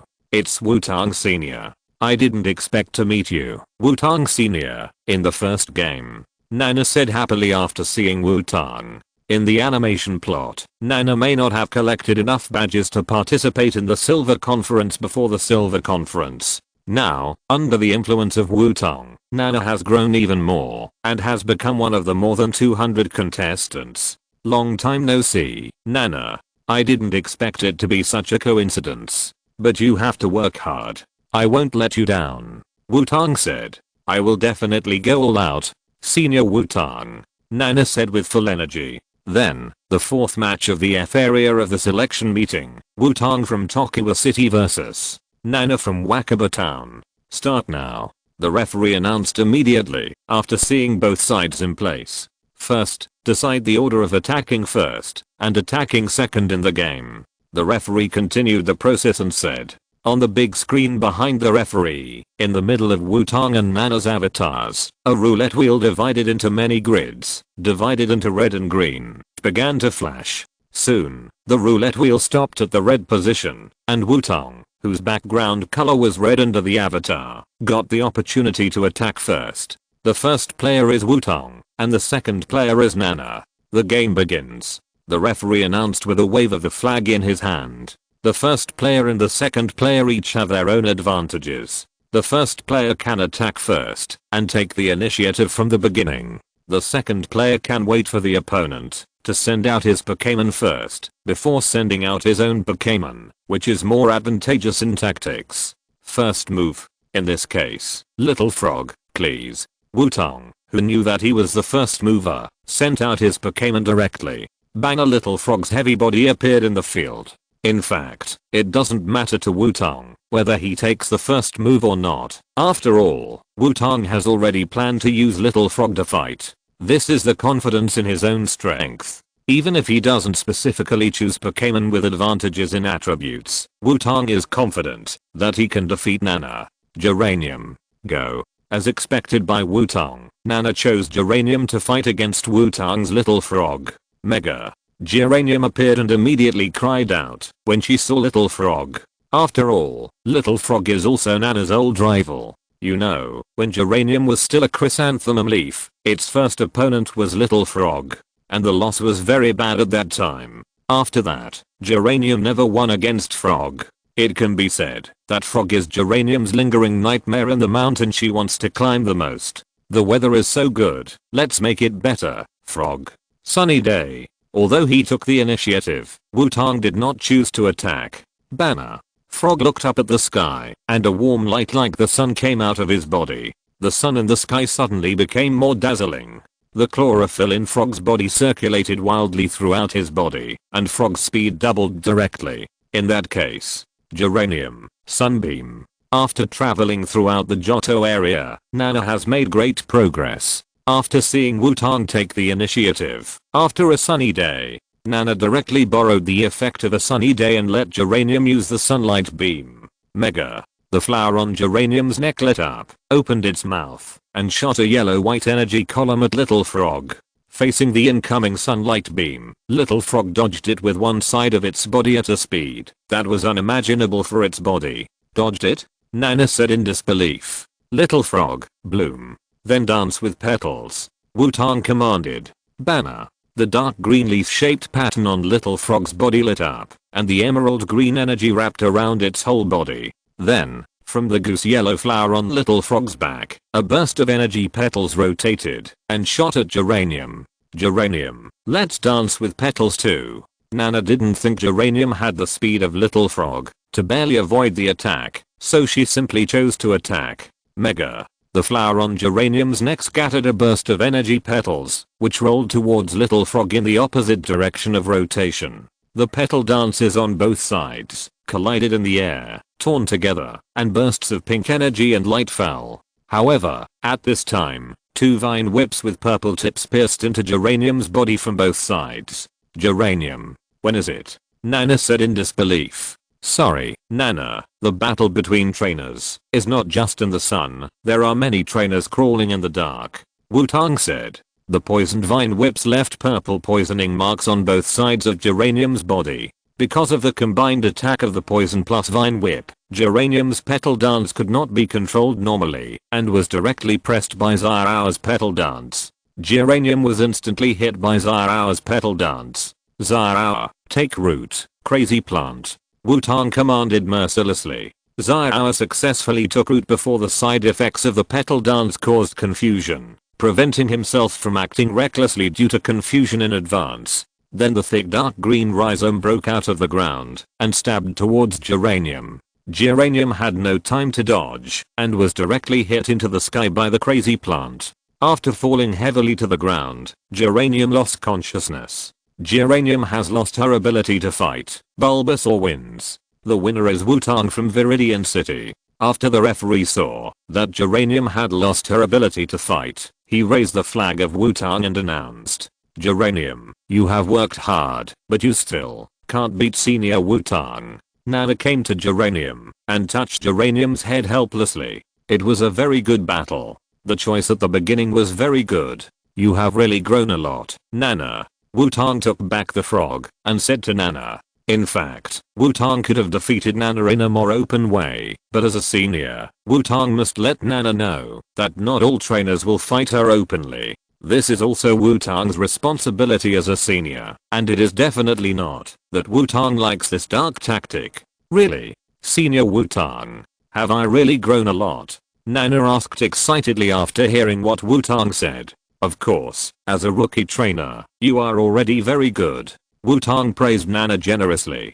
Great. I will definitely continue to work hard, and I will try my best to win the next 2 battles. I will definitely not let Senior Wutong down. Nana said with full of energy. Very good, very energetic. Go and take Geranium to treat it quickly. I look forward to seeing you in the next game. Wutong said. I know. Goodbye, Senior Wutong. Nana took back Geranium and ran out in a hurry. What a lively guy. Wutong shook his head and said as he looked at Nana running away. After leaving Area F, Wutong saw Shinji and the other 2 who had also finished the battle. Unsurprisingly, Shinji and the other 2 also successfully won the first game. I just don't know why. Why didn't I see Xiaozhi? The 4 of them chatted together for a while, and their names appeared again on the radio. Wutong from Tokiwa City, Shingo from Hinoki Town. Please enter the H area immediately. It seems that I'm the first one this time, but what a coincidence. It turns out that we are acquaintances again. Wutong said as he walked towards the H area. If you're listening to this novel on a channel other than Fanfic World, it means they downloaded and uploaded it without effort. We cordially invite you to visit our channel, Mundo Fanfic Novelos. There you'll find the original version of this story and you can explore many other novels of various genres. We're waiting for you to immerse yourself in a world of incredible novels. Chapter 358. After the 2 of them met, they had to go to the venue. Wutong walked to the H venue, and Shingo was already waiting for him there. Long time no see, Wutong. I didn't expect that we would meet at the beginning. Shingo greeted Wutong after seeing him. He was still wearing the same clothes as when they first met, but Shingo didn't bring his laptop this time. It seems that he has grown up after the trip. I just don't know how much of the fighting method Wutong told him about was completed. Long time no see. To be honest, I didn't expect it either. But no matter who it is, I will do my best, so don't let me down, Shingo. Wutong also said. Both players are ready. The 6th match of the H venue of the selection meeting is between Wutong from Tokiwa City and Shingo from Hinoki Town. Let's start now. First, decide the order of attacking first and attacking second. The referee announced. Wutong is still the red side this time. After the roulette selection, Wutong became the second player this time. If the opponent is you have to be completely serious. Bray, go. Shingo did not hesitate to send out his trump card, Bray the Giant Claw. Bray the Giant Claw appeared on the field. Wutong could see that, after traveling in the Johto area, Bray the Giant Claw became more stable and his strength must have greatly improved. Bray, although Beedrill should be put on the field, it is indeed necessary to give the younger generation a chance to perform. Onion Soldier, go. Wutong said and sent out his own Pokémon. The Dark Swordsman appeared on the field, pulled out the 2 onion blades on his back, and pointed them at Bray the Giant Claw from a distance, with a very obvious provocation. It has not forgotten this red guy who likes to show off. Seeing the provocation of the Green Onion Soldier, the giant mantis Bray hooked its pincers, indicating that you go ahead. Well, he was wrong. This guy still likes to show off. Bray, let's go. Lightning Flash, Metal Claws. Shingo had collected information about the Green Onion Soldier, so he did not choose to strengthen it, but directly launched a fierce attack. After all, if both sides strengthen, it will be disadvantageous to his giant mantis Bray. The giant mantis Bray turned into a white light and rushed directly to the Green Onion Soldier. Green Onion Soldier hit it head on. Wutong did not hesitate and chose to attack directly. Hearing Wutong's command, the Green Onion Soldier crossed the 2 green blades in front of him without fear, and then chopped forward fiercely. The giant mantis Bray's pincers flashing with metallic color caught the Green Onion Soldier's head on attack. Both Pokémon entered the distance that was most suitable for their performance. Continuous slash. X2 Wutong and Shingo's voices rang out at the same time. The green blade of the onion soldier and the pincers of the giant claw, Bray kept colliding and making muffled sounds. Because of the characteristics of continuous slash, the attacks of the two Pokémon became more and more fierce, and the sound of the collision became louder and louder. Bray, Shadow Clone. Shingo chose to retreat first. There was no other way. After all, although they were attacking each other, the damage caused by the attack was completely unequal. Even if the green blade was important to the onion soldier, it was something outside the body after all. But the giant claw, Bray was using its pincers to fight the onion soldier head on. Even if the pincers of the giant claw Bray were hard, it would accumulate a lot of damage if it continued to attack like this. So Shingo had to withdraw from this attack first. The body of the giant claw, Bray instantly split into 10 and broke away from the attack with the onion soldier. It's useless, onion soldier. Two sword styles Yahoo! Wutong commanded. Gap. Holding a green blade in reverse, the green soldier spun in place, and the two green blades passed through the nearby giant claw mantis mine. All the clones were broken, but the main body of the giant claw mantis mine was not among them. Mine, attack the vital point. Shingo commanded. A red figure appeared from behind the green soldier, and a pincer hit the green soldier's back. Green soldier. Sword dance. Wutong commanded without panic. The green soldier who was hit simply used this force to spin, and the airflow brought by the energy formed an energy tornado, blocking the giant claw mantis mine from continuing to pursue. After the sword dance, the green soldier adjusted his body and fell back to the opposite side of the giant claw mantis mine. It seems that I underestimated you, green soldier. A flash of lightning. Wutong commanded. Gap. The green soldier who was hit first turned into a white light and rushed towards the giant claw mantis. Bray was ready to get back at the enemy. Bray, move at high speed. Lightning. Shingo directly increased the speed to the maximum. Speed competition? His Bray will only be an advantage. Chap. Mantis Bray flashed and then turned into a red flash and crashed into the onion soldier. The red flash was obviously faster than the onion soldier. The two Pokémon collided together, but Mantis Bray felt that the feeling of his attack on the onion soldier was strange. Onion soldier, attack the vital point. Wutong's voice sounded. The onion soldier appeared behind Mantis Bray, and the two onion blades wrapped in black mist crossed and chopped Bray's body. And Mantis Bray's claws also clamped an onion soldier at this time. But this onion soldier looked very strange and limp. 2 seconds before the onion soldier and Mantis Bray collided, the onion soldier directly used a substitute, and the substitute took the attack of Mantis Bray. The main body of the green onion soldier came behind the giant claw Mantis Bray and completed the attack on the vital point. Of course, all this is due to Wutong's oracle. Green onion soldier, two sword styler crab claws. Wutong was ready to let the giant claw Mantis Bray feel the taste of being pinched by the claws.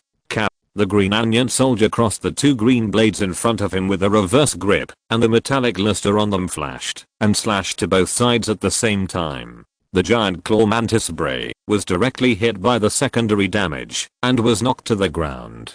Bray, sword dance. Shingo didn't expect Wutong to use a trick to return the favor. What kind of Pokémon Mirror Fu is this?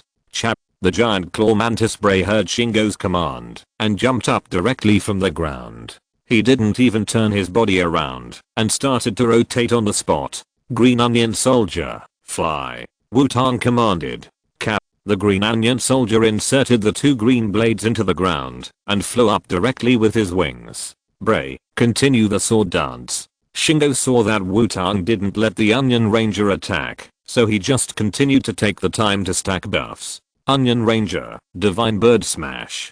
To deal with a tornado, you have to attack the center. This has been used too much. It is vulgar but useful. After flying to a high enough position, the onion ranger turned around and dived. The orange light covered the onion ranger and crashed into the center of the sword dance tornado of the giant Mantis Bray. The sword dance tornado of the giant Mantis Bray was forcibly stopped, and the giant Mantis Bray was hit and fell to the ground again.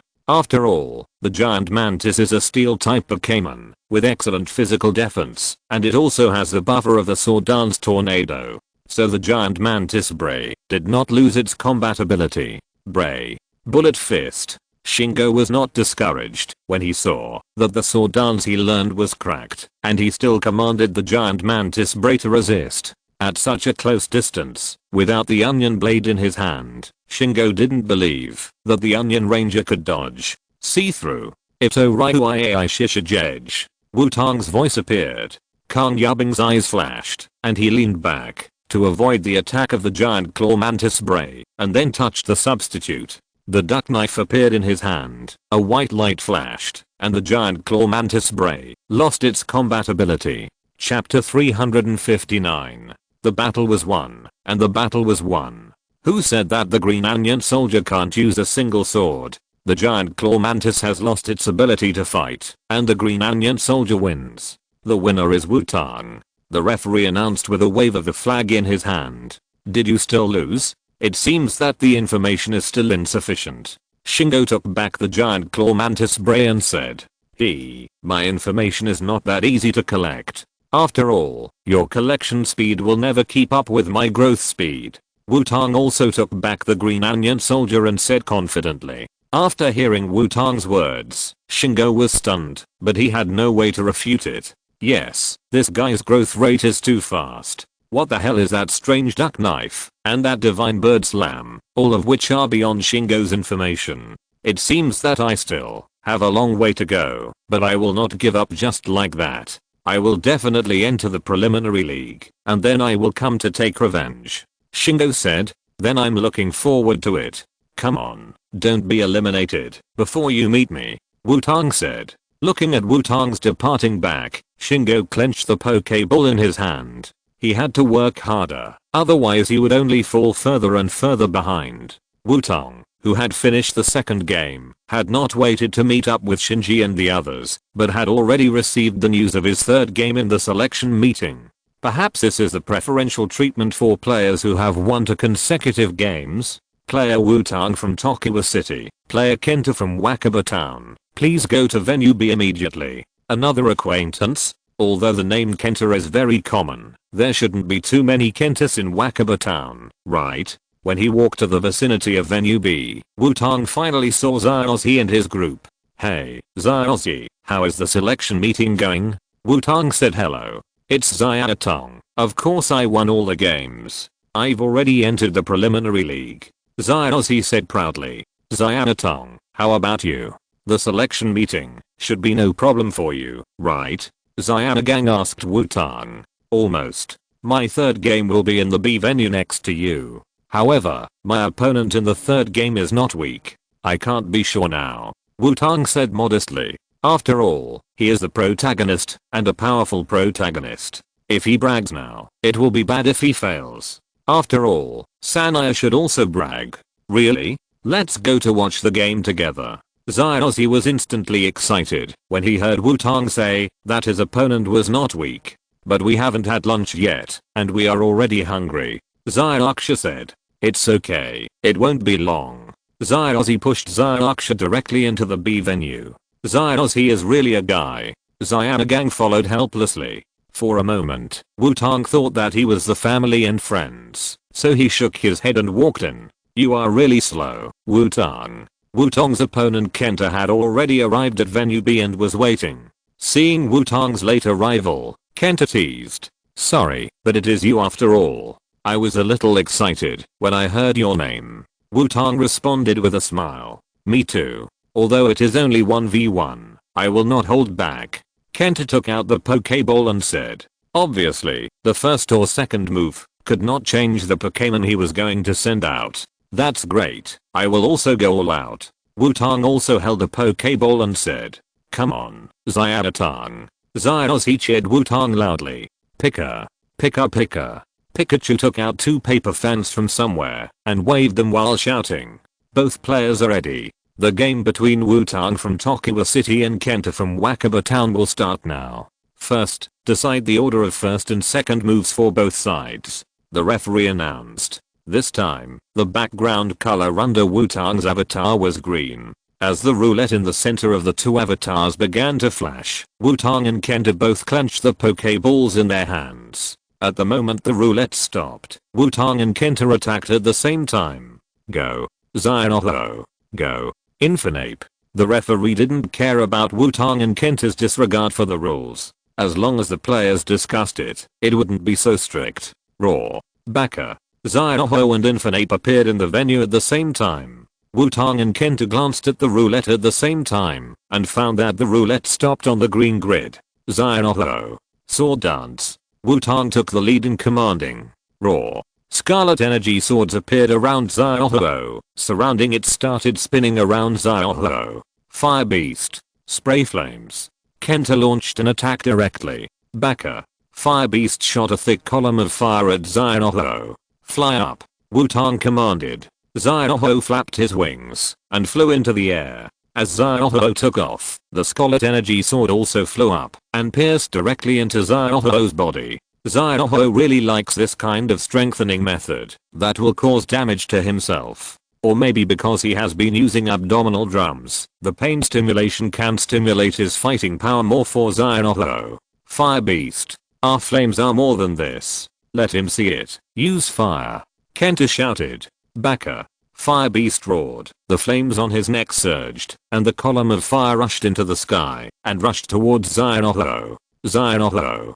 Dragon dive. Wutong commanded. The little fire in the air was covered by the blood-colored energy aura, and the energy aura extended, turning the little fire into a blood-colored energy dragon. The sky-high fire column collided with the blood-colored energy dragon, and the fire column and the blood-colored energy dragon fell into a stalemate. The flames gradually wrapped around the little fire, burning the energy around it. The blood-colored energy dragon that the little fire transformed into also kept approaching the fire beast. Just when the little fire was about to approach the fire beast, the fire column and the blood-colored energy dragon disappeared at the same time. Little fire, dragon claw, fire beast, shadow claw. Wutong and Kenta shouted at the same time. Raw. Baka. The claws of the little fire and the fire beast were covered with energy at the same time, but one side was blue-purple energy and the other side was purple-black energy. Neither the little fire nor the fire beast dodged, and the claws crossed and hit each other's heads. Both Xiaoxi and Infinite's heads were knocked to one side, but neither of them gave in. They both used their heads to push each other's claws, trying to push the claws away. This fighting style is really rough. Xiaogang, who was watching the battle, couldn't help but say, "It's not over yet." Infinite. Overheat. Kenta commanded, continuing the fierce attack as always. Oh oh oh oh oh. Xiaoxi shouted excitedly as he watched Wutong and Kenta fight. For Xiaoxi, who likes fast attacks, this kind of head-on battle from beginning to end is his favorite. Xiaoxi. Flame Fang. Bite. Wutong commanded without any thought of retreating. Baka. Infinite released all the energy in his body, and the flames burst out around. Raw. The blood-red flames surged in Xiaoxi's mouth, biting hard on one shoulder of Infinite, and then continued to bite hard. The surging flames enveloped Infinite and Xiaoxi. Wutong and Kenta didn't know what happened in the flames. As the flames dissipated, in front of Xiaoxi was Infinite, who had lost his ability to fight. Infinite has lost his ability to fight. Charizard wins. The winner is Wutong. The referee announced, after seeing the situation on the field. Chapter 360. After the referee announced the result, Kenta took back the fire beast with a look of regret. He didn't expect that he still lost, but he felt inexplicably relieved. It was a good fight. Kenta said to Wutong. Yes, it was a good match, and my little fire was also very happy to fight. Wutong said. Raw. The wounded little fire stood behind Wutong and spit out a flame. This extreme attack is a kind of enjoyment for it. I will definitely win the next 2 games, so let's see you after the preliminaries league. Kenta said seriously. I believe in you, and look forward to another battle with you. Wutong also said happily. That's great, there are more and more opponents who are targeting him. It's fun this way. That's amazing. Xiaotong. Xiaoxi ran over and said happily at this time. Oh, of course, but I'm right. Kenta is also a very strong opponent. Wutong said to Xiaoxi. Yes, I really want to have a battle with you two now. Xiaoxi said excitedly. Fight? Since you are Wutong's friend, you should be very strong too. I'm looking forward to fighting with you. I'm Kenta from Wakaba Town. Kenta responded and took the initiative to introduce himself. I'm Xiaozhi from Pallet Town.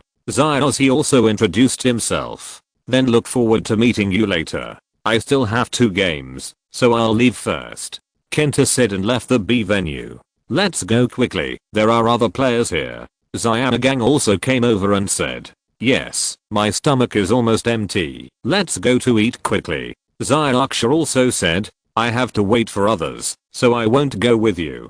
Wutong waved his hand and said, is that so? See you later. Pikachu, let's go. Xiaozhi said and left in a hurry. Pikachu. Xiaogang and Xiaoxia said goodbye to Wutong and followed him. After Wutong left the B venue, he began to look for Shinji and the others. However, Wutong found that Shinji and the other 3 were already waiting for him. No way, how come you 3 are faster than me? I can just go up to my opponent and fight head on. Wutong looked at Shinji and the other 2 and asked puzzledly. Because our opponents are not very strong. Xiaoming said with his hands spread out. There is no way. He has been training with Wutong and the others, and his strength has opened up a clear gap with other players. And Xiaoming himself is not weak in talent. As long as his luck is not too bad, he should be able to easily enter the final tournament. As for Shinji and Xiaomeo, it goes without saying that, unless they have extremely bad luck, they will meet all of these friends in the selection meeting, or the preliminary league. So they have basically been determined to enter the final tournament. But who is your opponent? How could he fight you for so long? Xiaomeo asked. A guy named Kenta, a trainer with good strength, has a very strong Infernape, but my Infernape is stronger. Wutong said confidently. However, Wutong did not mention Infernape's advantages. Anyway, Infernape is stronger.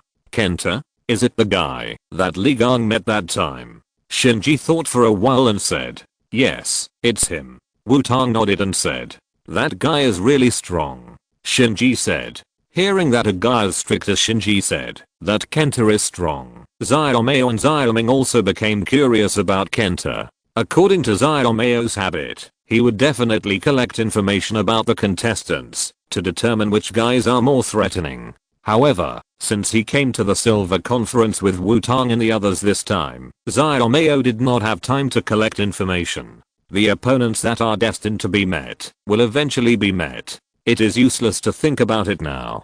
Let's go and have dinner. Wutong said. No, I won't have dinner with you. Xiaomeo looked at the time and said. Huh? Why? Wutong asked in confusion. Because my girlfriends came to cheer me up. I have to pick them up and have lunch with them. That's it. See you in the evening. Xiaomeo left directly after saying that.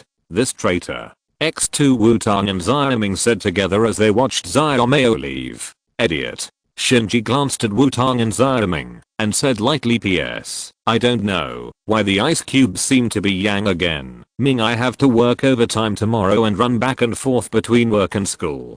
Damn it. Where is my healthy body? So I didn't update the content that I was supposed to update. I didn't update much in the past 2 days. I'm really ashamed. I can only postpone the update to a later date. Please forgive me, ORZ.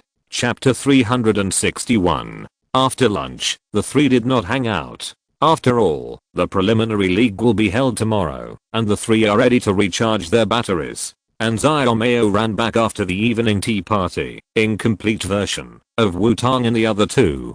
Hey, Master Xiaomeo is back so early. Xiaoming said sourly, after seeing Xiaomeo coming back. Not bad. It seems that you finally know your identity. Keep it up. Xiaomeo said directly. So where are your 6 girlfriends? Wutong asked. They are my angels. Of course they know that I have to compete tomorrow, so they went to prepare things to cheer me up. Xiaomeo said casually with his hair tossed. This guy seems to be a bit degenerate. Shinji said as he looked at Xiaomeo. HMPH, do you think I care about your jealous words? Xiaomao said unmoved. No, what's wrong with this guy? Xiaoming said with a frown. Is he picking up something to eat on the roadside? Shinji was very uncomfortable with Xiaomao not quarreling with him directly. Looking at Xiaomao's appearance, Wutong rubbed his chin and thought for a while, then said, you met Xiaoxi, and then you challenged each other? How do you know? Xiaomao was shocked by Wutong's words. Hehe, in fact, in this contestant village, no, in the entire Silver Mountain, I have my eyes and ears, and I know everything you do. Wutong instantly turned into a villain and said, it's really hard for people to believe that you are actually a Pokémon searcher. Xiaomao looked at Wutong and complained, Mr. Adu should be very hard. Xiaoming also shook his head and said, after all, my subordinate is a fool. Shinji concluded, hey, I have made many contributions, don't slander me. Wutong said unhappily when he saw the three people standing on the united front. Okay, it's time to go to bed. We can't lose tomorrow's game. Xiaomao stretched and said, so, are you sure? The way forward? Wutong asked. That depends on this silver conference.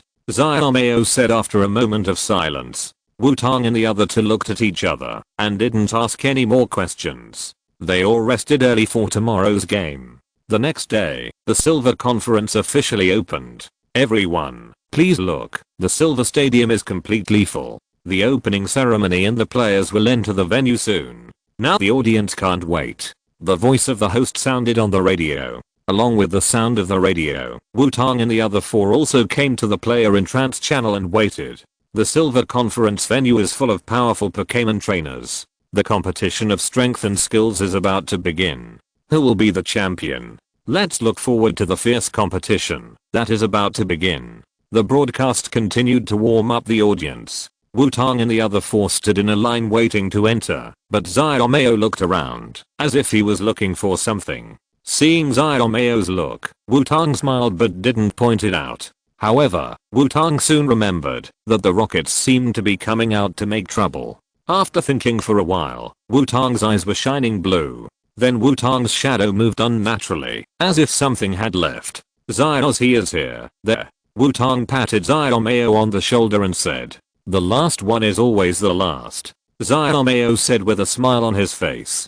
Sure enough, when Xiaoxi lined up, Musashi and Kajiro, who were in disguise, came over. Xiaoxi, who had been fooled many times, but never forgot his original intention, was fooled by the two again without any surprise. Just when Xiaomao was worried and ready to go to check the situation, Musashi and Kajiro's casual clothes suddenly broke. You are Team Rocket. Xiaoxi immediately discovered the problem and shouted loudly. Hearing Xiaoxi shout, all the trainers present looked over. Suddenly being stared at by more than 40 trainers, Musashi and Kajiro panicked. Have a good journey. Wutong, who was watching the show, thought silently in his heart, and the dream demon took advantage of the chaos to return to Wutong's shadow. After such a small episode, all 48 trainers successfully entered the venue, and the life runner carrying the sacred flame also ran into the venue very healthily. Although Xiaoxi missed an opportunity to pass the torch, but it also saved the injured leg of the life runner, didn't it? Come on, brother Wutong. Qianhu, the granddaughter of Gangti, who was sitting in the audience, found Wutong and shouted loudly. Come on, senior Wutong. Next to Qianhu, Nana, who failed to pass the selection meeting, also shouted at the same time. Huh, you also know brother Wutong? Senior Wutong? Qianhu and Nana looked at each other curiously and asked at the same time. On the other side of Qianhu, Gangti and Liu were sitting there chatting. I didn't expect that you, Liu, would come back to cheer for Xiaotang. Gangti said. After all, Xiaotang is a good kid, and I owe him a big favor, so I must come to cheer him up. Liu replied. Really, it seems that Xiaotang is really a good kid, and Aquan and Xingzi are really lucky.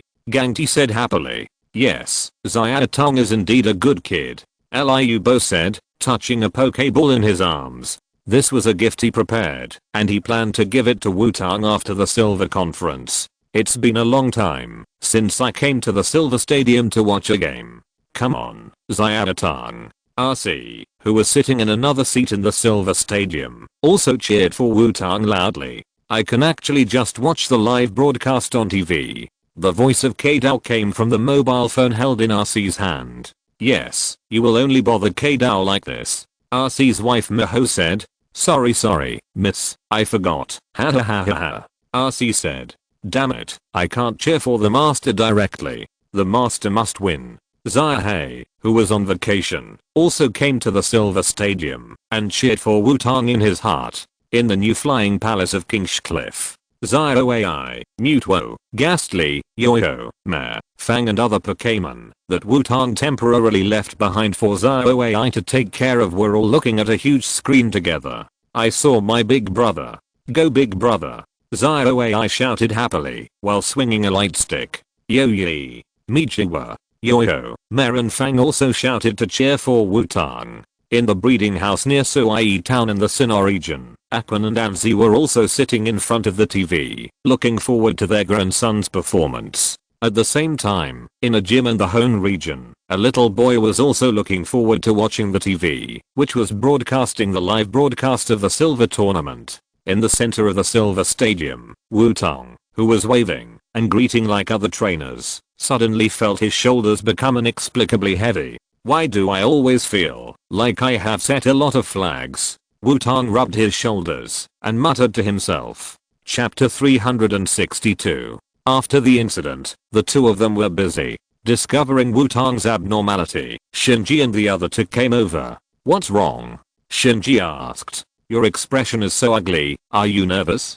Xiaoming followed closely. You should be nervous. After all, this is our revenge battle. Xiaomei also said. HMPH, don't worry, I will definitely win the championship in the end.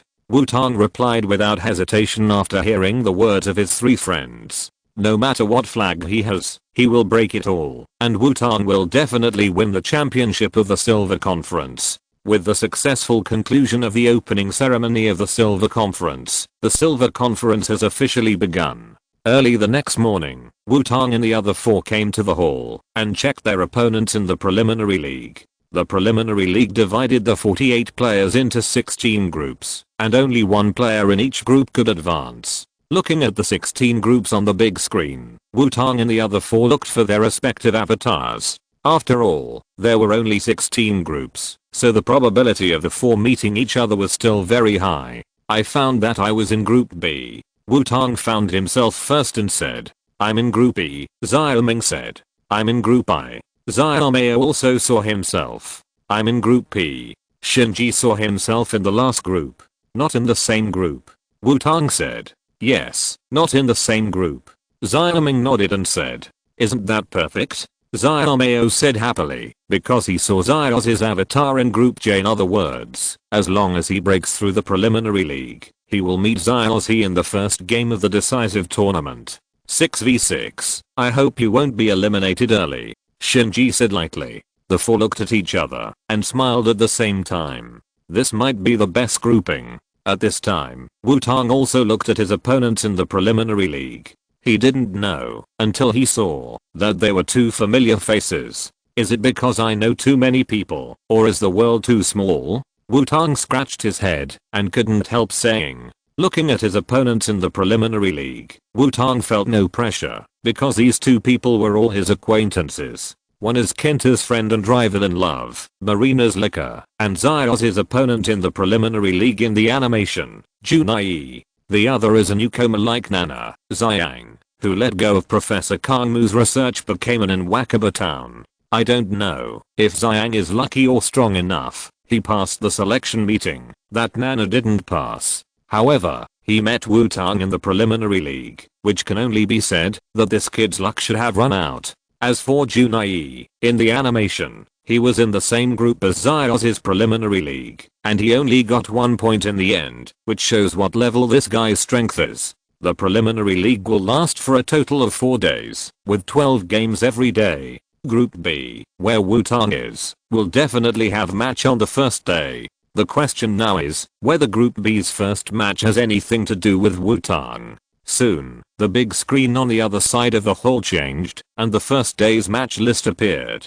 The second match of the first day of the preliminary league, Group B, Wutong vs. Junai. Very good. It seems that there is no need to watch the game right after the opening of the Silver Conference. Xiaoming from Group E and Xiaomei from Group I also have matches on the first day. Only Shinji from Group 16, Group E, was idle on the first day. My dear friend, I'll leave the cheering work to you. Wutong said to Shinji. Although my girlfriends will cheer for me, it must be fun to add you. Xiaomei also said.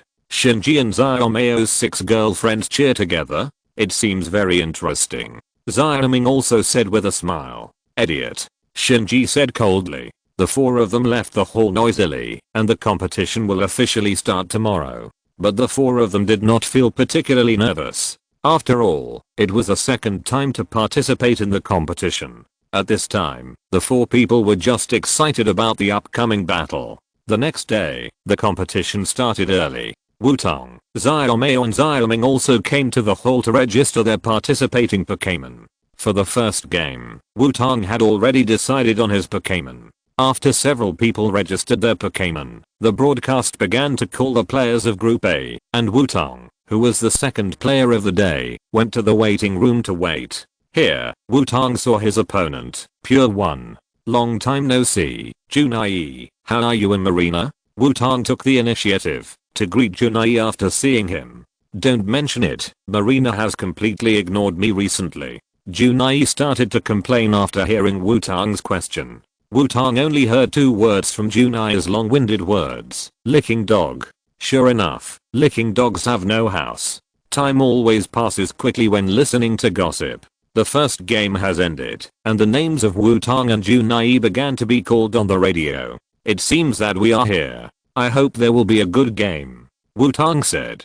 Don't be shocked by my strength. I have become very strong. Junai said confidently. Wutong just smiled at Junai's confidence, and then walked towards his own player entrance channel. After passing the player channel, Wutong came to the Silver Stadium. As soon as he entered the stadium, the long-lost warm atmosphere in the air directly ignited a certain flame in Wutong's heart.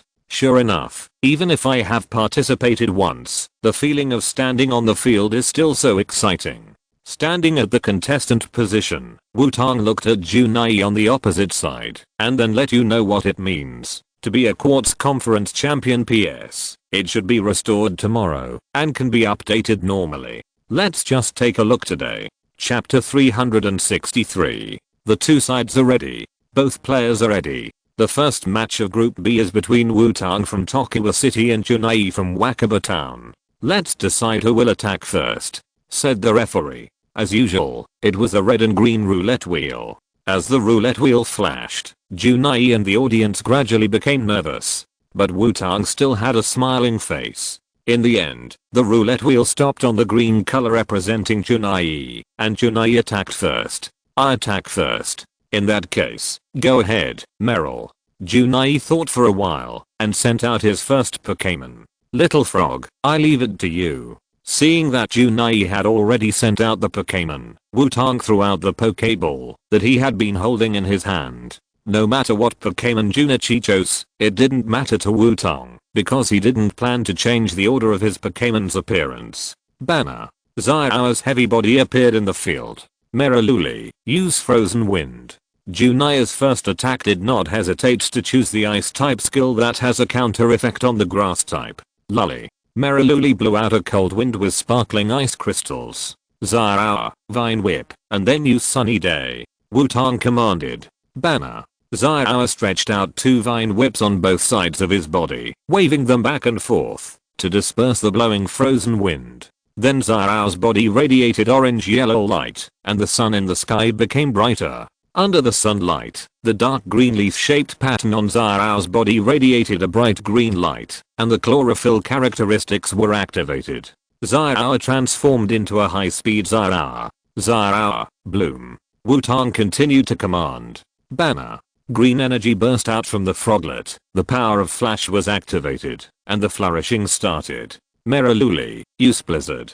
Junai saw that the freezing wind had no effect and directly increased the intensity. Lully. Meraluli waved her 2 claws forward, and the blizzard rolled towards the froglet. Rush over, and then use the solar beam. Wutong commanded calmly. The froglet rushed towards Meraluli at a speed that was completely inconsistent with its body, dodging Meraluli's blizzard and rushing in front of Meraluli. Then the froglet leaned down, and a white light appeared in the center of the flower on its back. In the state of sunny days, the solar beam did not need to be charged at all. Do you understand the value of sunny flames on sunny days? The white beam of light shot out instantly, giving Meriluli a full body sunshine energy bath. Crazy plant. Wutong said coldly. Banner. The frog stomped his feet, and the dark green thick rhizome broke out of the ground, directly pushing Merillion, who was hit by the solar beam, into the air from the bottom up.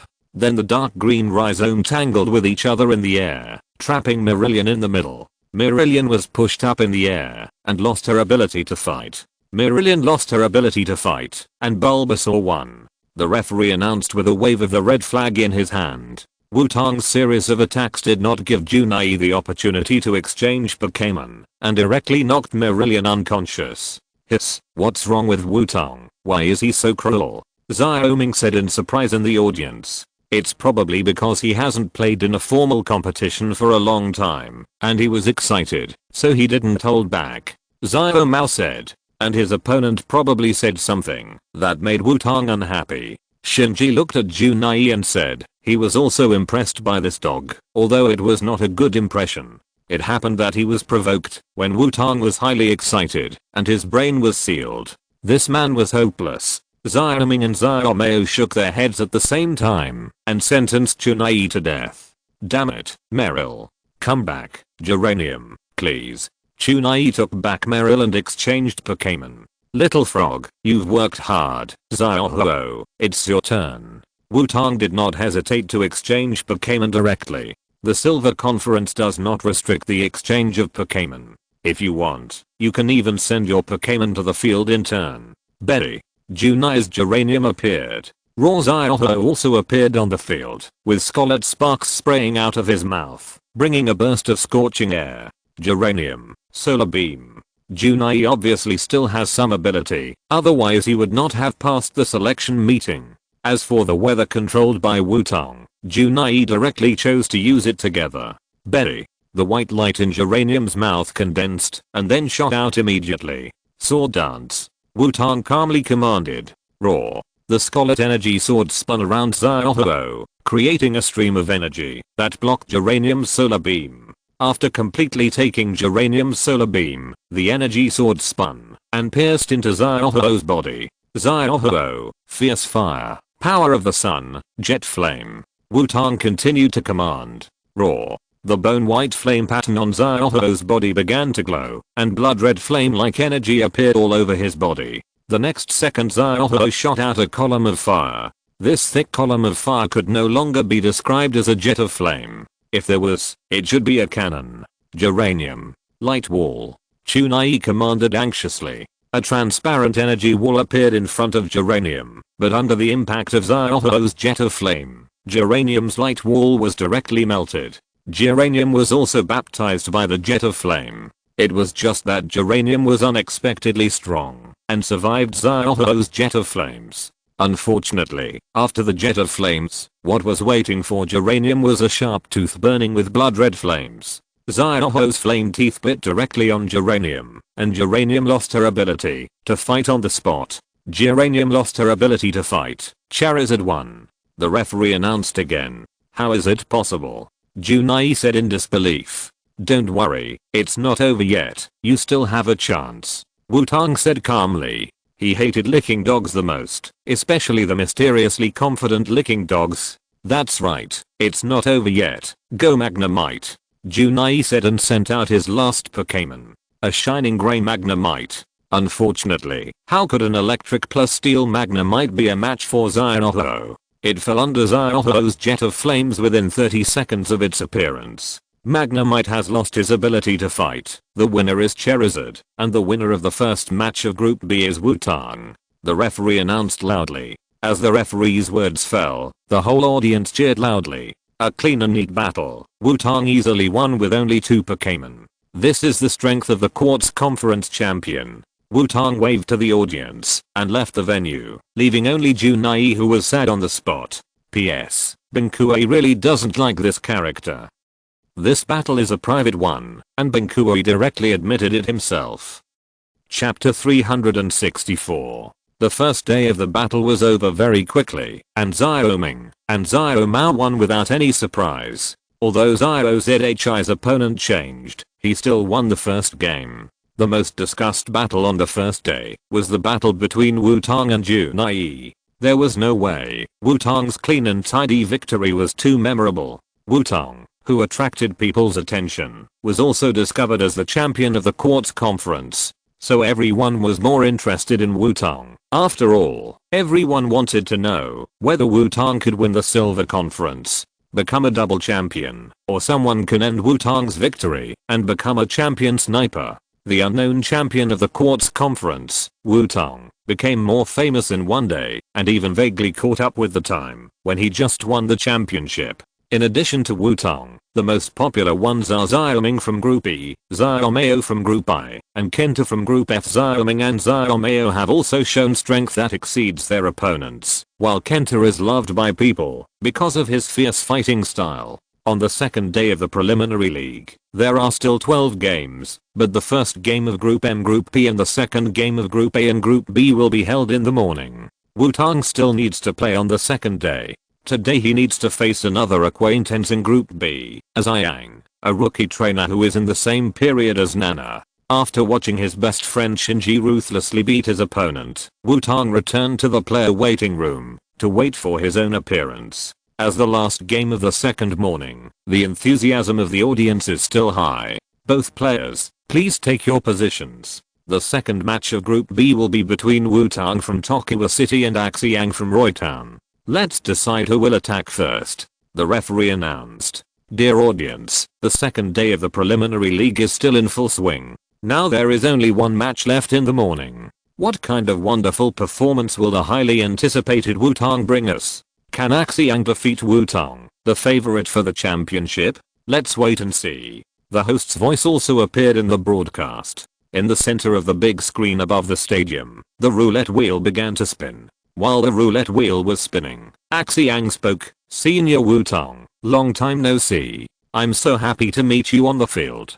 Me too. It seems that you have grown a lot in this year's travel. I'm looking forward to your performance. Wutong replied with a smile. Look, such a polite junior is completely different from a certain licking dog. For a polite junior, Wutong will definitely not come up and attack fiercely.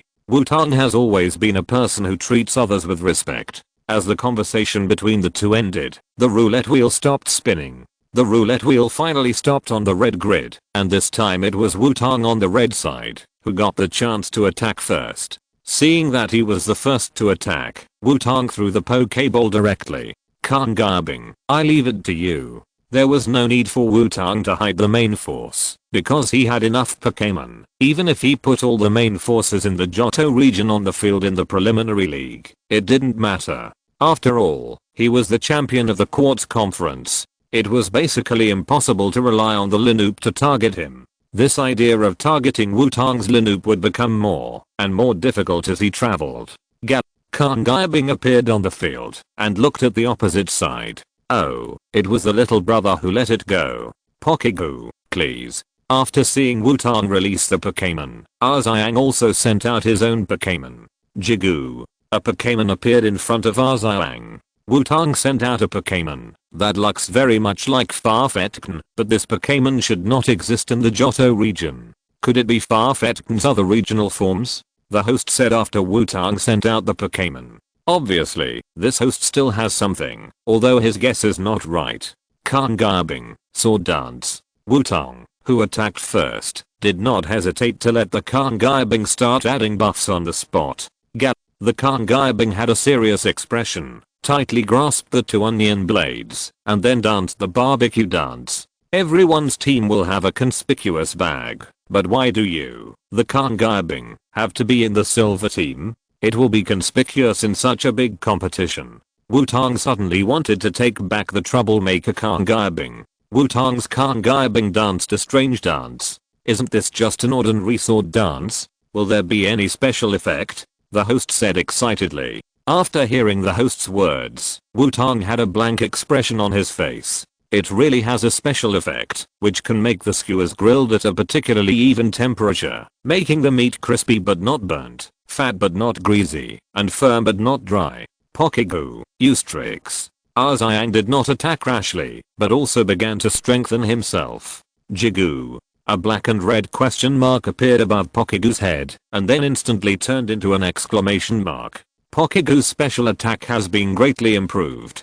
Can't garbing, rush up with a flash of lightning. Wutong commanded directly. It's okay to stack buffs by yourself, but Pokegoo can't stack buffs. The Green Onion Soldier rushed towards Pokegoo with a burst of white light. Pokegoo, signal beam. Xiaozhi commanded. Jigoo. Pokegoo shot out a dark yellow beam, predictively shooting at the Green Onion Soldier's path.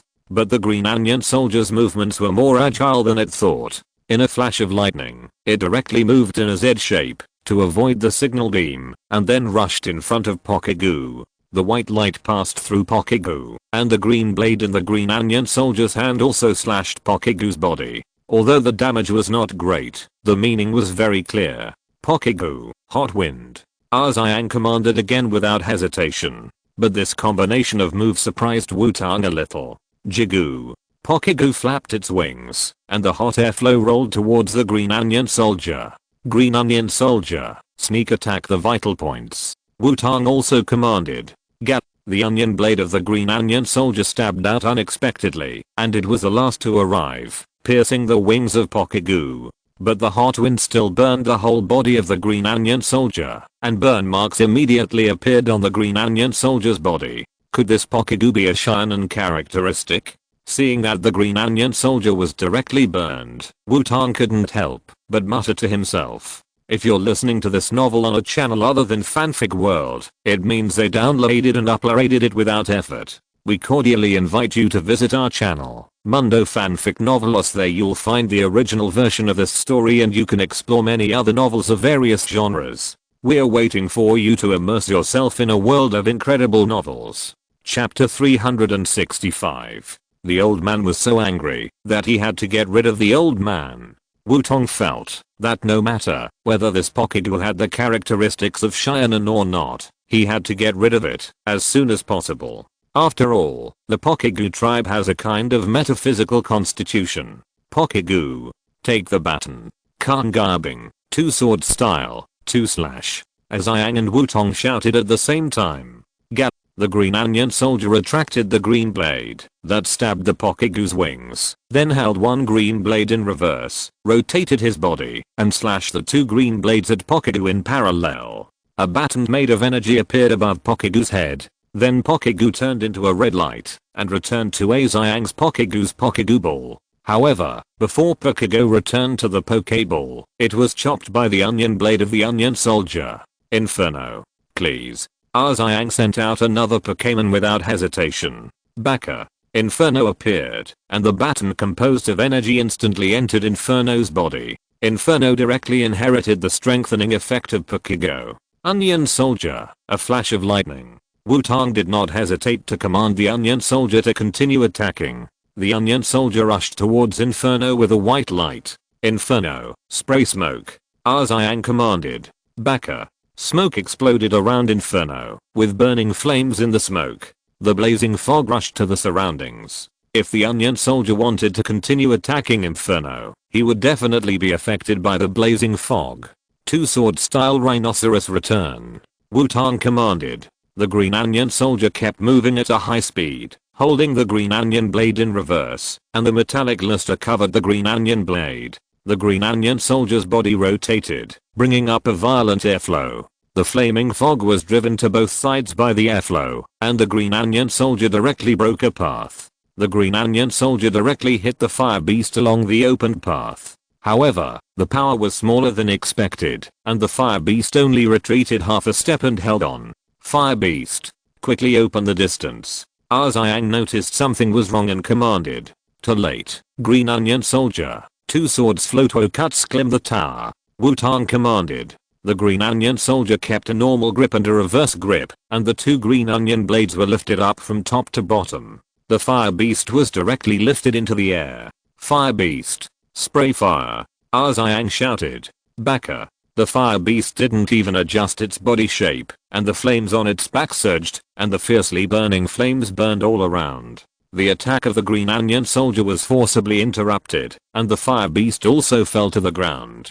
The Green Onion Soldier and the two green onion blades fell from the sky to the ground. Fire beast, spray flames. Xiang saw that the green onion soldier also fell to the ground and felt that his counterattack was successful, so he quickly commanded the fire beast to pursue the victory. Baka. The fire beast lying on the ground opened its mouth and shot a column of fire at the green onion soldier. Although the posture was miserable, the attack was fierce. The green onion soldier instantly seemed to be like rubber that encountered fire, twitching and melting. Seeing the state of the green onion soldier, Xiang felt bad. The divine bird strike. The voice of Wutong made Xiang more certain. In the sky, the second green onion soldier, emitting an orange-yellow light, fell from the sky and hit the fire beast directly. This is the real green onion soldier. After receiving the oracle from the duck god, the green onion soldier used his stand to block the frontal flames for himself, and then put the 2 green onion blades on the stand. After that, the green onion soldier flew into the air, but was inevitably affected by the aftermath of the fire. Baka. The fire beast was smashed into a V shape and let out a painful whine. Peck. Wutong continued to command. The green onion soldier standing on the fire beast had white energy on his duck bill, which stretched and became sharp.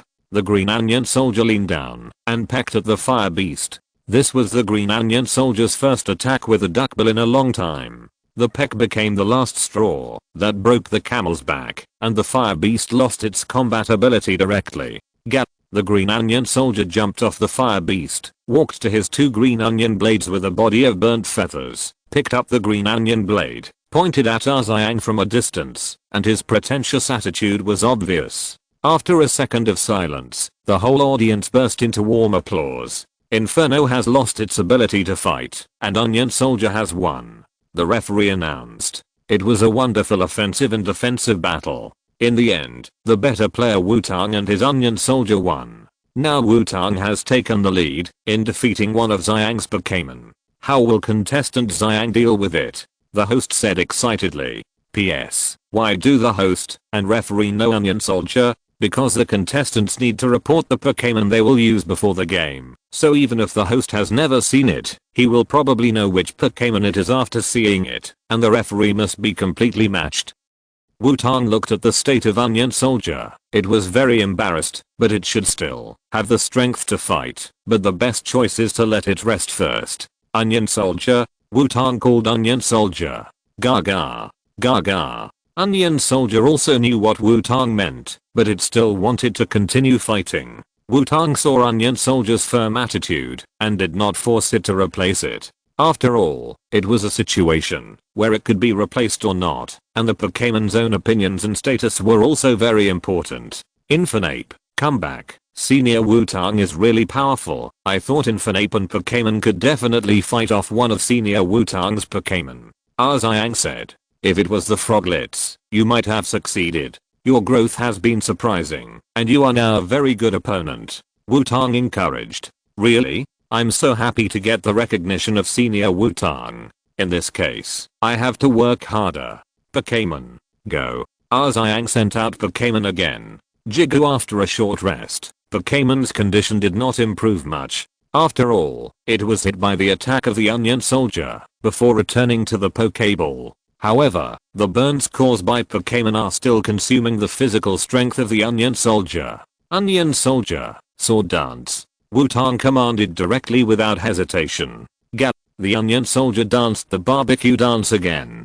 Pokémon, Water Wave. Xiang commanded. Jigu. A ring of water appeared in front of Pokégoo and shot at the Onion Soldier. Onion Soldier, see-through. Wutong commanded. Gap. The Onion Soldier stopped the barbecue dance, his eyes flashed, and he cut through the water wave of Pokégoo directly, except that the man passed by. 3 swords flow purgatory demon slash. Wutong decided to let the Onion Soldier, who was in a bad state, open the big move directly and not continue to delay time. The Onion Soldier bit a green blade, and then picked up the melted substitute on the ground. The 3 swords were ready, covered with metallic luster, and the continuous slash was activated.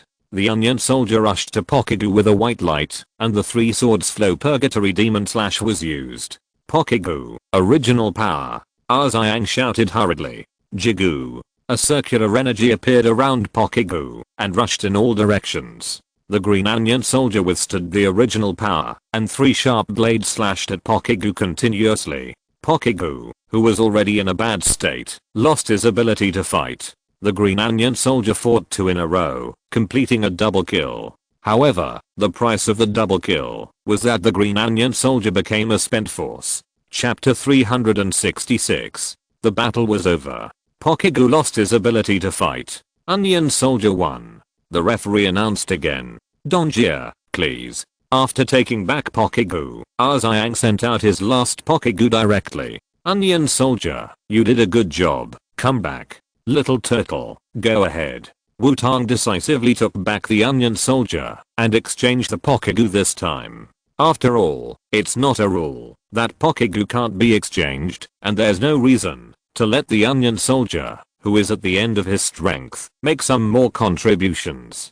Kami. The last game ended before Little Turtle played, so Wutong specially added Little Turtle in the second game of the preliminary league. It appears, Wutong's special Kanto region's 3 great Pokémon. In the last game, Wutong released a very unusual Bulbasaur and Charizard. Everyone was guessing whether Wutong had another special Blastoise. Now Wutong himself confirmed that this guess was correct. The host said, after seeing Wutong release the Little Turtle. Donjia, come on. Be round and roll. Xiaozhi commanded, after seeing Wutong exchange Pokémon. Donjia's body became rounder, and then rolled forward, turning into a tire mode, and rolling towards the Little Turtle. Little Turtle, retract into the shell, and rotate at high speed. Wutong commanded. Come on, let's see who can roll better. Kami. The Little Turtle retracted its entire body into the turtle shell, floated in the air in place, and began to rotate and hit Donjia. One rolled forward, and the other turned sideways, and the 2 Pokémon collided with each other, sparking sparks. Little Turtle, water cannon. Wutong continued to command. It was just using 2 skills at the same time, which was easy for the Little Turtle now. The Little Turtle kept spinning at high speed, and continued to collide with Donjia. Then the cannon barrel slightly extended, and 2 thick water columns appeared. It seemed that there was an extra circle of water knife on the outside of the Little Turtle of the Void Gyroscope, and Donjia immediately felt a huge pressure. Donjia. Xiaozhi's voice became anxious, and he found that Donjia could not easily get out now. Originally, he was prepared that Wutong would destroy the venue to prevent Donjia from rolling, but Wutong used another method to force Donjia and the Little Turtle to stalemate. The Little Turtle could still use the water cannon to expand its advantage when spinning at high speed, but what should Donjia do? Now if Donjia was forced to break away, it would only be severely injured. If it did not break away and continued to stalemate, Donjia would definitely lose its combat ability first. After all, he was still a newcomer, and Xiaozhi was a little hesitant when facing the choice, trying to find the best solution. Unfortunately, Xiaozhi did not understand that in the face of this situation, the focus was not on the optimal solution, but on the solution. Only by solving yourself first can you have other opportunities. Just as Xiaozhi hesitated for a while, Wutong continued to command the Little Turtle to launch an attack. Hold on. Cannon water cannon. Wutong commanded to end the game. The Little Turtle fell back a little and the green energy shield covered the Little Turtle. Holding the energy shield blocked Donjia's rolling. The rolling broke the holding energy shield, but it was greeted by a thick water column wrapped in electric current. The water column directly hit Donjia, and Donjia stopped rolling and fell to the ground. Donjia lost his ability to fight. The winner is Wutong, the referee announced. As the referee announced the result of the game, the whole audience burst into cheers and applause again. Grandpa and Grandma, did you see that? Your grandson really seems to be famous. Feeling the cheers and applause of the whole audience, Wutong thought with relief. Senior Wutong is too strong. It's a pity that he couldn't even defeat one of your Pokémon. Xiaozhi took back his Danka and walked over to Wutong and said, "No, the onion soldier is no different from the one that went out to fight. I just took it back and didn't let it continue to fight. Your strength has exceeded my expectations. You must do your best in the next game." Wutong shook the hand that Xiaozhi stretched out and said, "Well, I will definitely work hard." Xiaozhi nodded and said seriously, "Wutong, who won 2 consecutive games in the preliminary league, has already locked in the place in the final championship in advance, so the game between Xiang and Junai has become a simple battle of victory and defeat, which has no impact on the schedule. But even if the trainers who finally entered the preliminary league can't continue to advance, how many will give up directly? Everyone is enjoying the atmosphere of the game, without the pressure of advancement. Under such circumstances, Wutong felt that Xiang might be able to perform better. As for Junai, forget it. You can't expect a lick dog. It's better to see how Kenta does. Although Kenta also lost to Wutong in the selection meeting, he performed well in the game with Wutong and won the remaining 2 games. So Kenta also entered the preliminary league and became one of the players who received attention. However, if he wants to compete with Wutong again in Group F, he must first pass Xiaoming. With the end of Wutong and Xiang's game, all the games in the preliminary league on the morning of the second day were over.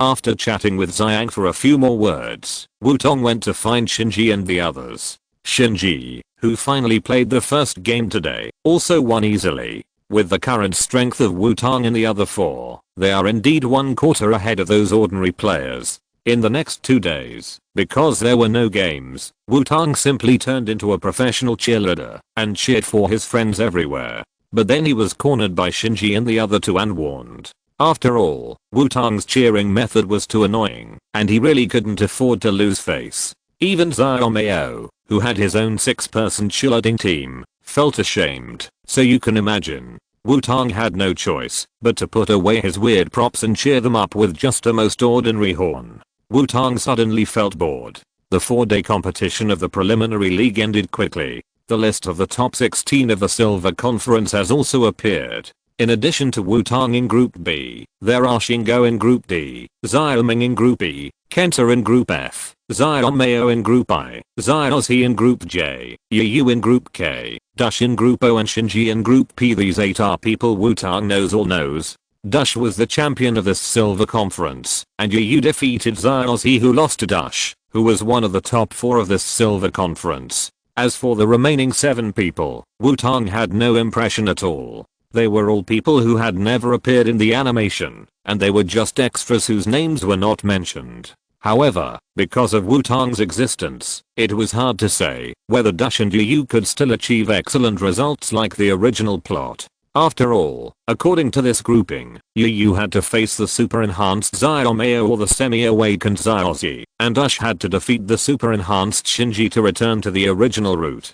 On the second day after the end of the preliminary league, the players who successfully entered the final tournament and their friends waited for the battle list of the final tournament. In fact, it didn't matter if you didn't look at it. After all, it was directly in the order of AP groups, and Wutong only needed to find the winner of Group A. However, the rules should be respected, and not everyone knows the situation of all the groups. So Wutong and the other 4 came to the player hall early in the morning. After the time was up, the battle list of the final tournament appeared on the big screen in the player hall. Xiaomei. Xiao's voice sounded. Obviously, he was the one who didn't pay attention to the other group matches. It seems that your Silver Conference will end here. Right, Xiaoxi. Xiaomei said with his arms folded in front of him. This guy must have come to the player hall for this, right?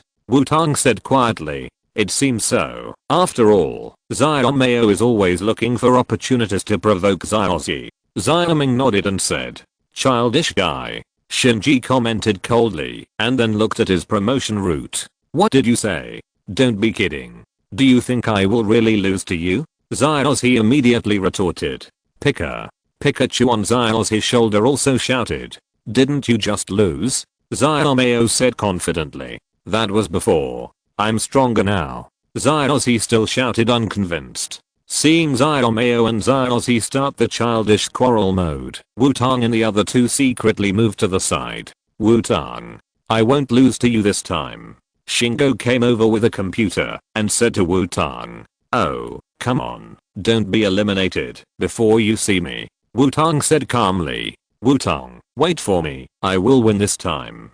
Kenta also came over and said to Wutong. Marina was next to Kenta. It seemed that she was here to watch Kenta's game. But I don't know where Junai, the dog, went. Long time no see. Wutong Marina greeted Wutong. This guy is for you. He looks down on you. Long time no see, Marina. Wutong patted Xiaoming on the shoulder and replied to Marina. It seems to be true. It turns out that I look, so you are so weak. If you want to fight Wutong, you have to defeat me first. Xiaoming walked in front of Kenta and said. After all, Kenta's opponent in the first round of the championship is Xiaoming. Now this guy directly ignored him and challenged Wutong. Xiaoming certainly couldn't be happy.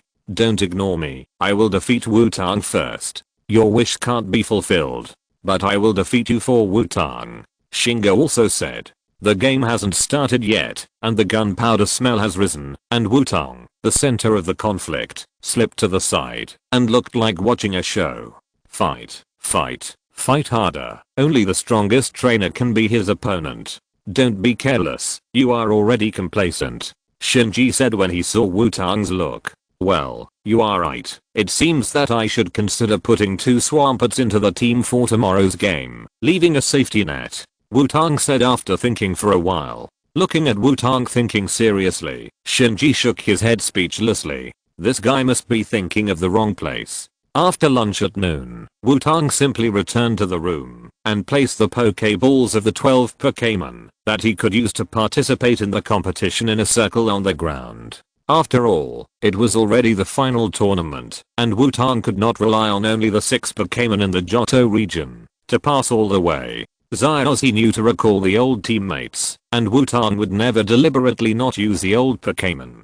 And with those 3 bad friends, Wutong would be even less likely to be arrogant. If the second team really lost at that time, it would not be as simple as being ridiculed, and the friendship might be in crisis. After all, no one likes to be friends with someone who does not respect others. So Wutong began to seriously think about the next team selection. After determining the 6 Pokémon, Wutong went to the player hall to register, and each before the competition, the players must register the Pokémon they want to use. In the final tournament, each person can register 8 Pokémon. After all, we need to prevent accidents. If only 6 Pokémon are registered, some force majeure factors may cause some Pokémon to be unable to fight normally. Then other Pokémon will be needed to fill in, and the 2 extra places are for this purpose. Of course, if more than 2 Pokémon cannot participate in the competition at one time, then there is nothing we can do. That is the problem of the trainer himself. The conference has tried its best to ensure that every player can compete fairly and normally.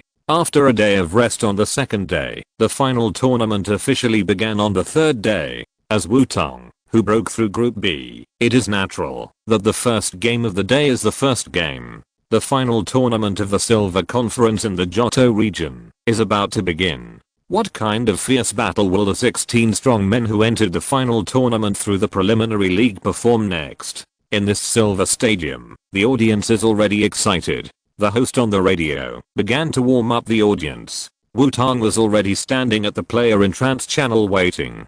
The venue of each game of the decisive tournament will change, and there are 4 types of venues: grass, rock, water, and ice. They will appear automatically after random selection. The host continued to explain the rules of the decisive tournament. After one side loses 3 Pokémon, it will enter the halftime break, so the strategies and tactics of each trainer are very interesting. Then let's invite the players of the first game today to enter, the host said loudly. After hearing the host's words, he walked out of the player channel and entered the venue. And opposite Wutong, Wutong's opponent also appeared. The first game of the decisive tournament from 16 to 8, Yuki from Hinoki Town will play against Wutong from Tokiwa City. The host said. Both players, please take your seats. The referee said to the 2 of them.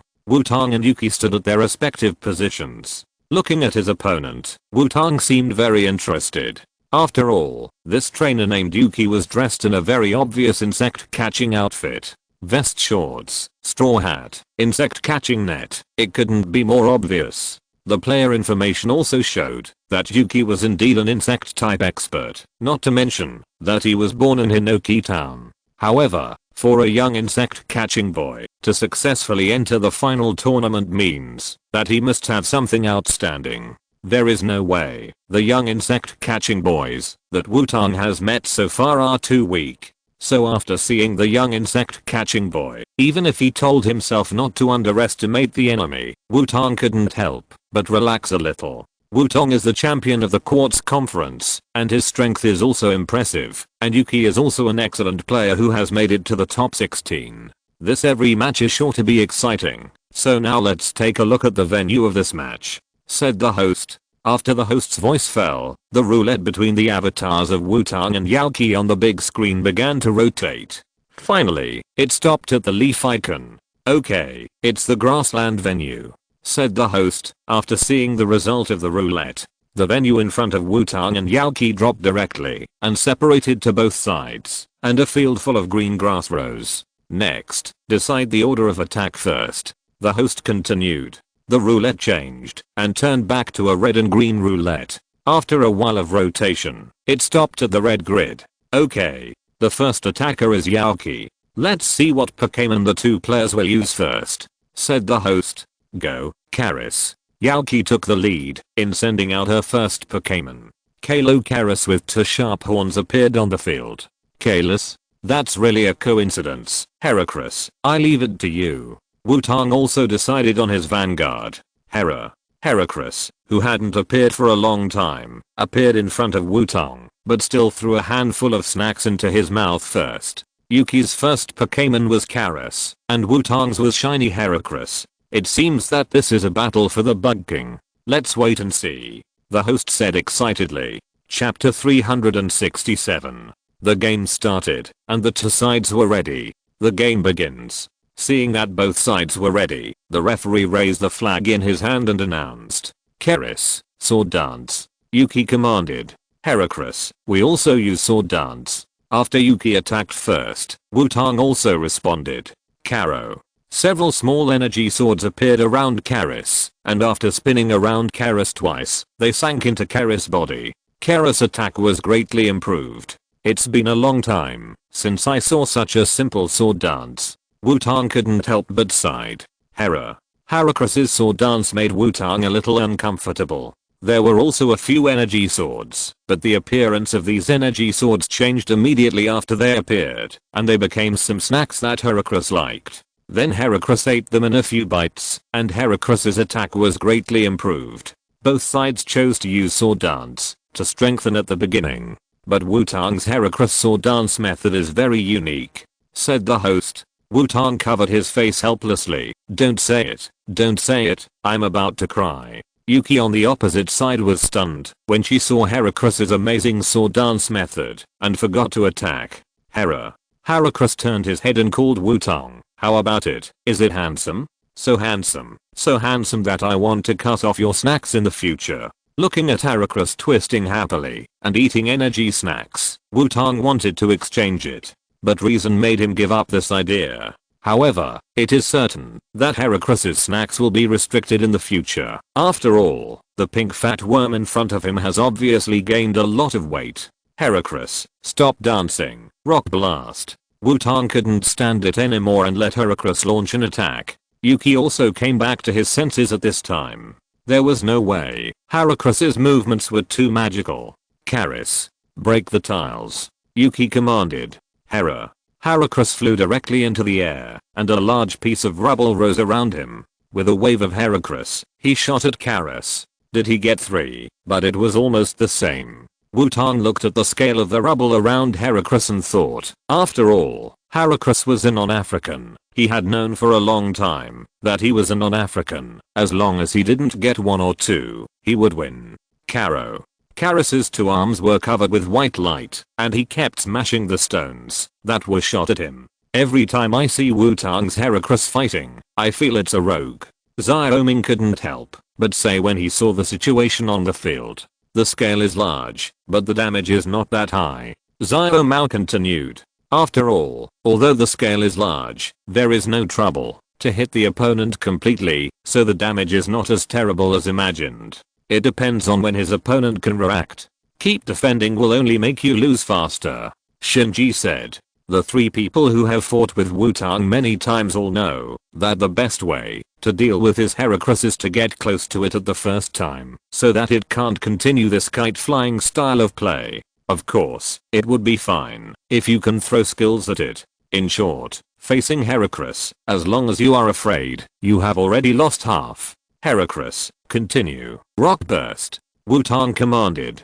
Because the scale of Heracross's attack has always been huge, Karas can be said to be playing a super difficult bullet hell game. There was basically no room to dodge, and he could only use skills to resist continuously, but with Heracross's unavoidable attacks from time to time, Karas's living space was compressed smaller and smaller. Wutong's Heracross showed a very fierce attack from the beginning. The rock burst was like a rain of rocks, one after another without stopping. How will Yuki deal with it? Said the host. Yuki also found that things were not good, but his Karas had no skills that could approach Heracross, and they could not compete with each other. So Yuki decisively took out the Pokeball, caught the gap when Heracross shook to one, and Yuki took Karas back. Come back, Karas. Iron Face Ninja, please. Yuki decisively exchanged Pokémon. Iron Face Ninja. It seems that this insect catching boy has a lot of experience. Seeing the appearance of non-city Wutong couldn't help but think secretly. However, if there is a Yu from the Hone region, then there is nothing unacceptable about Yuki who caught the bug-type Pokémon in the Hone region. After all, the Iron Ninja is not a rare Pokémon. The Iron Ninja appeared in front of Yuki, flapping its wings so fast that only a little after image could be seen vaguely. Heracross, Rock Blast. Wutong responded to all changes with the same attitude and fired a wave of barrage first. Hera. A large piece of stone rose around Heracross again, and this huge scale obviously meant that Heracross finally had a good luck and shook it to 5. Iron Ninja, move at high speed and approach it. Yuki commanded. The Iron Ninja flapped its wings faster, and its speed increased significantly, rushing towards Heracross with their afterimage. The Iron Face Ninja used his super high speed to shuttle between the gaps between the stones shot down by Heracross. The Iron Face Ninja successfully approached Heracross. Iron Face Ninja. Continuous slash. Yuki continued to command. The two front paws of the Iron Face Ninja emitted white light and kept shuttling around Heracross, slashing Heracross with his claws. Heracross, double return. Wutong commanded. Heracross's whole body was covered with a rainbow-colored energy film. After enduring enough damage, Heracross saw the opportunity, and the colorful light condensed in his right claw and swung it out. It's a pity that the characteristic of this Iron Face Ninja is obviously acceleration. It was originally very fast. After using high-speed movement at the beginning and performing a wave of continuous slashes, the speed of the Iron Face Ninja has reached a very terrifying level. Even if Heracross's double return was deliberately predicted, it only touched the Iron Face Ninja a little. Iron Face Ninja, Sword Dance. Yuki did not choose to continue attacking, but let the Iron Face Ninja start to strengthen itself. The energy sword rotated around the Iron Face Ninja, and the Iron Face Ninja kept moving at high speed while completing the sword dance. Heracross, Shadow Clone. Wutong frowned and commanded. Experience told him that Yuki was preparing to make a big wave, so he had to destroy Yuki's plan as soon as possible. The figure of Heracross was divided into 2, and 4 in the air, and kept dispersing. There were more than 10 Heracrosses on the field immediately. Iron Face Ninja, continue the sword dance. Yuki didn't know what Wutong wanted to do, so he simply continued his purpose. Heracross, Rock Blast. Wutong commanded. You can dodge it if you are fast, right? Then I don't know if you can still dodge it. A piece of stone floated around the Heracross on the field, but only one Heracross and its attack were real. Seeing the densely packed rocks covering the sky, Yuki couldn't help swallowing her saliva. Is it really that scary? Hera. X10+. More than 10 Heracross launched attacks at the same time. The Iron Face Ninja, whose speed is basically close to the limit, is a little bit out of control. How to dodge? There is no way to dodge at all. At first, the Iron Face Ninja tried to dodge, but after dodging the fake, he was hit by the real one. I thought it was a fake and didn't dodge, but it turned out to be real. There was no way to dodge at all. The speed advantage disappeared at this moment. You are still too young. Just rush up and break those clones. Xiaoming shook his head and said, yes. Seeing Heracross suddenly use the shadow clone and choose to ignore it, the opponent is still that guy who underestimated Wutong's offline but I'm really curious about how Wutong came up with this weird skill usage. Xiao Mao continued. Iron Ninja seems to be good. Shinji's focus was obviously a little different. Looking at the Iron Ninja with excellent speed on the field, Shinji was obviously a little moved. Iron Ninja. Take the baton. Yuki shouted decisively. The Iron Ninja left an energy baton and turned into a white light and returned to Yuki's Pokeball. Sure enough, take the baton. Wutong said as expected. After the Iron Ninja returned to the Pokeball, Heracross did not continue to maintain the shadow clone. Morumoth. Please. Yuki said and sent out her third Pokémon. Morumoth. That was much larger than the average Morumoth appeared. The energy baton sank into the Morumoth's body the moment the Morumoth appeared. The speed of the Morumoth was directly strengthened to the limit, and the attack was also greatly improved. Heracross, Sword Dance. Wutong decided to embarrass Heracross again, and let C seize the opportunity to strengthen himself. Heracross started the snack dance again. Murumoth. Mind Hammer. Yuki commanded. Muru. The light flashed in the eyes of the moth, and the invisible energy covered the top of the moth's head. The next second, the moth crashed into Heracross at an astonishing speed. What a special guy, Heracross. Super Horn Attack. Wutong commanded. The giant horn on the top of Heracross's head also emitted white light and crashed into the moth. The moth and Heracross collided directly, and then the light of the horn on the top of Heracross's head became brighter, and it pushed forward again. The moth, whose attack power was close to full, fought against Heracross who had completed 2 sword dances. The two sides were evenly matched and no one was the winner. Heracross's side completely relied on his own flash power to achieve a tie. It took 2 super horn attacks to withstand the mind hammer of Mormoth. Obviously, Mormoth has a lot of buffs, and is also gifted. Mormoth. Keep the distance. Ultimate impact. Yuki commanded. Mormoth stepped back directly, instantly distanced itself from Heracross, and then its whole body was covered with dazzling white light, and it used all its strength to hit Heracross. Hold on. Wutong shouted. This holding on is not an idealistic expectation, but a skill that Heracross really knows. Heracross's whole body emitted a dark red light, and he caught Mormoth's ultimate impact. When Mormoth hit Heracross, a muffled sound that could be heard by the whole audience appeared. You can't run away now, right? Heracross, come back to life. Wutong shouted. Heracross roared, and the dark red light on his body disappeared, and then silver energy appeared and covered Heracross's claws. The moth, which was temporarily stiff due to the ultimate impact, lost the qualification to dodge. The claw-emitting silver light hit the moth's body, but it was not over yet. The flash power of Heracross allowed it to double its attack skills, and the other claw also emitted silver light and hit the moth. The moth was beaten back at a faster speed, and even the moth's 4 times resistance to fighting was meaningless at this time. The double resurrection with the damage reaching the limit directly beat the moth to lose its combat ability. The moth loses its combat ability. Heracross wins. The referee announced with a wave of the flag in his hand. Moth, you have worked hard, come back. Yuki reluctantly took back her moth. The strongest attack was taken, and it was killed in return.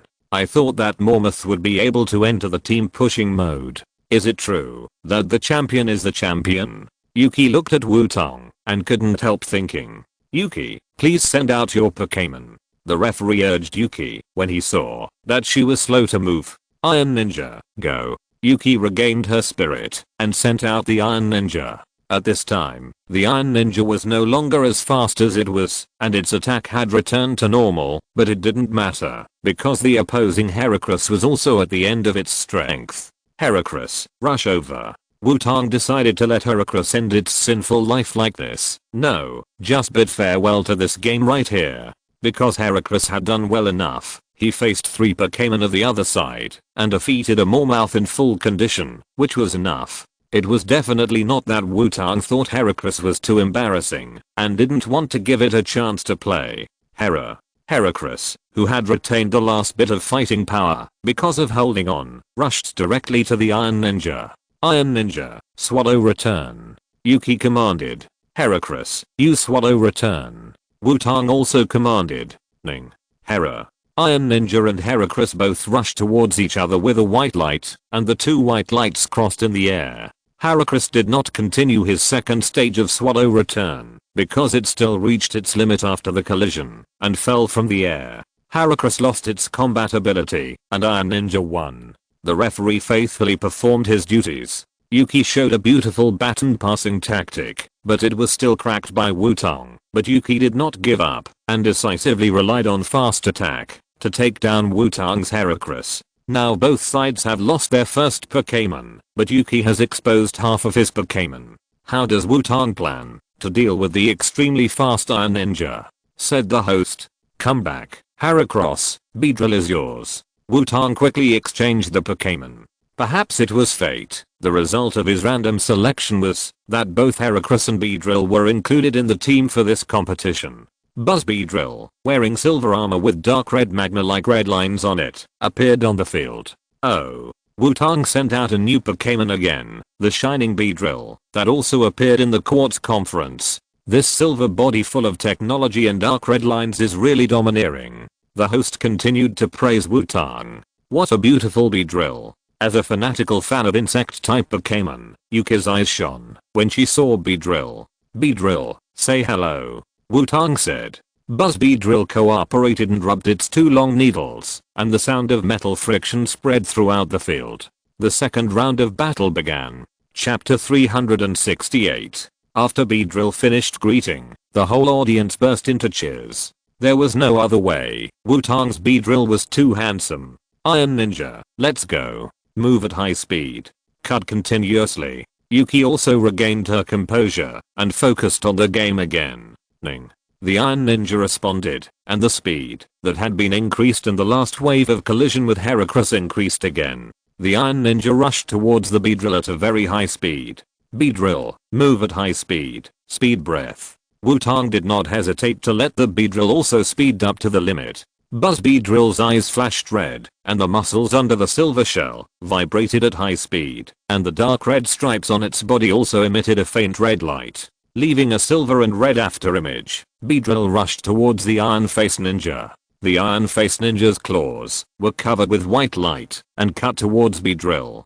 Double needles, fatal needles, restrain a little. Wutong's eyes flashed blue light. At this time, with the speed of the two Pokémon, direct voice command could not keep up with the rhythm. So Wutong decisively activated his superpowers. The two long needles of Beedrill flashed with cold light and stabbed the Iron Face Ninja at a speed that was difficult to detect with the naked eye. The Pokémon of both sides started a high-speed battle. We can't see the movements of both sides clearly, we can only see two lines of different colors colliding continuously, said the host. Almost. Wutong said. As Wutong finished speaking, after the silver-red interwoven lines crossed the yellow-black lines, the Iron Face Ninja fell directly from the sky. The speed of the Iron Face Ninja was indeed very fast, but it was obvious that it had not been able to fully control its speed. At the last moment, the Iron Face Ninja had obviously entered a stall state. In the last few collisions, the Iron Face Ninja did not complete the attack at all, but simply flew around like a headless fly. And the Beedrill had long been accustomed to fighting at high speeds. After all, the principle of speed breathing is mainly to control muscle vibrations and accumulate energy. However, at Wutong's request, the Beedrill controlled its attack and did not stab the Iron Face Ninja head on. Because Wutong has already determined Yuki's strength, she is a type with experience but not much. She is much stronger than a rookie trainer, probably at the peak of an average trainer, close to the level of an elite trainer. In addition to good luck, his baton system allows him to defeat the strong with the weak to successfully enter the final tournament. After all, that caused trouble for Wutong's Heracross. After determining the opponent's strength, Wutong felt that with both Pokémon moving at high speed, Beedrill's destructive power might be able to pierce the Iron Ninja. After all, Beedrill's explosion can cause damage to Adu's Dragonite. With the fragile body of the Iron Ninja, it would be bad if something unexpected really happened. So the Iron Ninja held on for a while longer in the stalled state, and finally fell under the fatal sting of Beedrill. After successfully defeating the Iron Ninja with the fatal sting, Beedrill's attack has been greatly improved. At this time, it returned to Wutong, rubbing two long needles, staring at Yuki with a covetous look. The Iron Ninja loses its combat ability. Beedrill wins. The referee, who had not been able to keep up with the speed, finally determined the result after the Iron Ninja landed and decisively raised the flag to announce it. Thank you for your hard work, Iron Ninja. Go ahead, Yo-Yo. Although Iron Ninja lost his ability to fight, Yuki was still not discouraged and quickly exchanged Pokémon. But Yo-Yo looked a little weak compared to the Pokémon in front. Beedrill, continuous slash. Wutong commanded. Buzz Beedrill's two long needles were covered with white light, and it slashed at Yo-Yo with needles instead of knives. Yo-Yo, shadow clone. Yuki commanded. Yo-Yo split many clones on the spot, delaying time. Cut them one by one. Wutong said decisively. Beedrill waved its two needles and smashed Yo-Yo's clones one by one. Yo-Yo. Self-suggestion. Take over. Yuki also knew that the shadow clone would not last long and commanded decisively. Yo-Yo looked at Beedrill and hypnotized himself, and his attack and speed were improved at the same time. Then, before the giant bee found its body, it decisively left an energy baton and returned to Yuki's spirit. In the spirit ball, another baton pass. But it's a different way to use the baton. It seems that Yuki is very good at baton pass tactics, the host explained. Karis. Go. Yuki replaced Karis, who appeared at the beginning. Karo. Karis received the power of the baton as soon as he appeared, and his attack and speed were directly maximumed out. Finally, a hard one was replaced. Beedrill. Breath of speed. Double needle. Deadly needle sting. After seeing Yuki send Karis, Wutong led Beedrill attack with full force. After all, Karis is much harder than the Iron Ninja.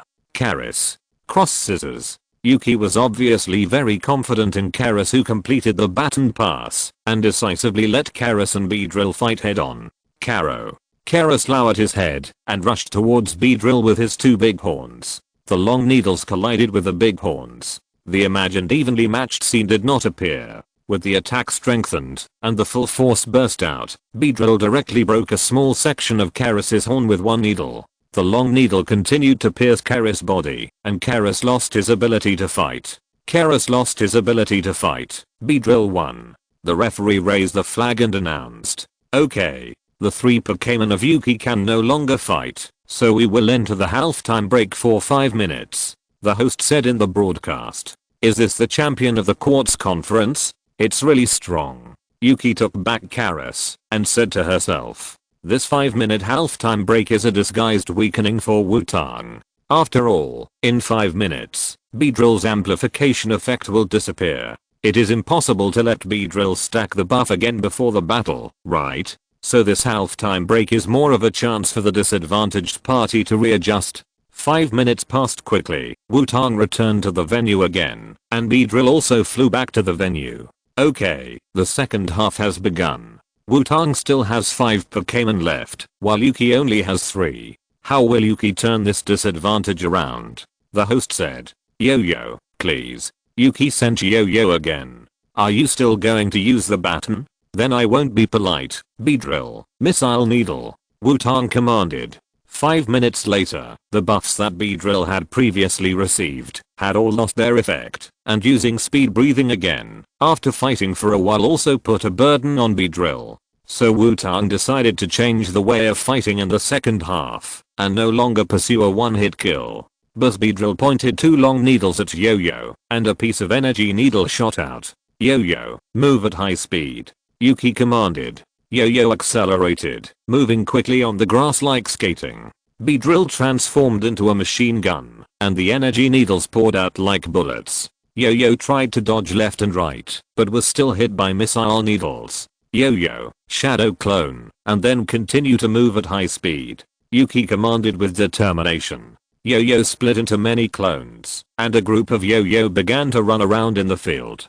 Beedrill, move at high speed. Poison spikes. Wutong simply did not stop him. "You run your way. I will use other skills to disgust you in advance." Beedrill left a residual shadow in the field and scattered purple poison spikes. The Yo-Yo running around the field couldn't help but stop. After all, if you run around, you might step on it. The poison spikes in reality are more useful than in the game. Not only can it disgust the exchanged Pokémon, but it can also restrict the actions of the Pokémon on the field. Yo-Yo, take the baton. Yuki used the baton again without any care. Giant Beedrill, chase. Wutong commanded calmly. Wutong finally remembered that Giant Beedrill had such a skill that was basically not used. Giant Beedrill's speed suddenly accelerated, and at the moment when the yo-yo ball turned into red light, it stabbed out a needle to give the yo-yo ball a farewell blow. However, the yo-yo ball had already turned into red light and returned to the Pokeball, so Wutong didn't know the result of this attack, but it was certain that a lot of damage was caused. Magnemite, go. Yuki sent out her 5th Pokémon. Luanon bug Pokémon appeared. The bug catching boy actually sent out a Pokémon other than the bug type, which was enough to surprise Wutong. However, because Magnetron can float in the air, the poison spikes have no effect on it. In fact, it doesn't matter, even if it is stepped on. After all, steel is immune to poison. The poison spikes are in vain. Forget it. Giant Beedrill, hurry up, quickly turn back. Wutong commanded. You are not the only one who can use the skill of switching people. Beedrill rushed directly to Magnetron, and after stabbing it successfully, it turned into a red light and returned to Wutong's waist. Because it was too fast, Yuki didn't react before Beedrill finished attacking and went back. Xiaoxia, go. After the 2 Pokémon of Team 1 finished their performance, it was time for the brothers and sisters of Team 2 to show off. Raw Xiaoxia, with a slender and elegant figure, appeared on the field. Wutong chose to exchange Pokémon. It turned out to be another shining Charizard. This holy white color and slender and elegant figure are completely different from ordinary Charizards. The host said excitedly when he saw Xiaoxia appear. Charizard? Question mark? Magnetron of 3-in-1 is locked. Electromagnetic wave. Yuki commanded. Xiaoxia, smoke screen. Wutong also commanded. Magnetron stared at Xiaoxia with 3 eyes, as if a crusher appeared to lock Xiaoxia. But Xiaoxia directly spit out a black mist, mixed with blue sparks to block Magnetron's sight. Magnetron's lock failed. Magnemon, move. Use discharge. Yuki commanded. Magnemon rushed directly into the black mist, releasing its own electric current wantonly. Seeing that Magnetron actually took the initiative to enter the black mist, Wutong couldn't help but smile. Innocent child. Any skills of Xiaoxia can't be touched casually. Xiaoxia, surround yourself with a vortex of fire. Wutong shouted. Xiaoxia, who was in the black fog, had a rotating blue flame rising around him, rotating upward around him. The lightning released by Magnetron was blocked by the blue flame. And because it was constantly moving in the black fog, Yuki, who didn't know Xiaoxia's flash power, didn't know that its Magnetron had entered a burn state. Magnemon. Gyro Ball. Yuki chose to deal with the black fog that was in the way. Magnetron was wrapped in iron gray energy and began to rotate. The black fog was blown away by the airflow caused by Magnetron's rotation. Yuki also saw the state of Magnetron at this time. He didn't understand why Magnetron was burned when he was not hit by the opponent's skills. Magnemon, move. Use the electromagnetic gun. Yuki commanded. After taking over the yo-yo candy ball, Magneto's speed was greatly improved, but it has not been fully utilized. Now it is time to use the advantage of its speed. Xiaoxia, Heat Wind.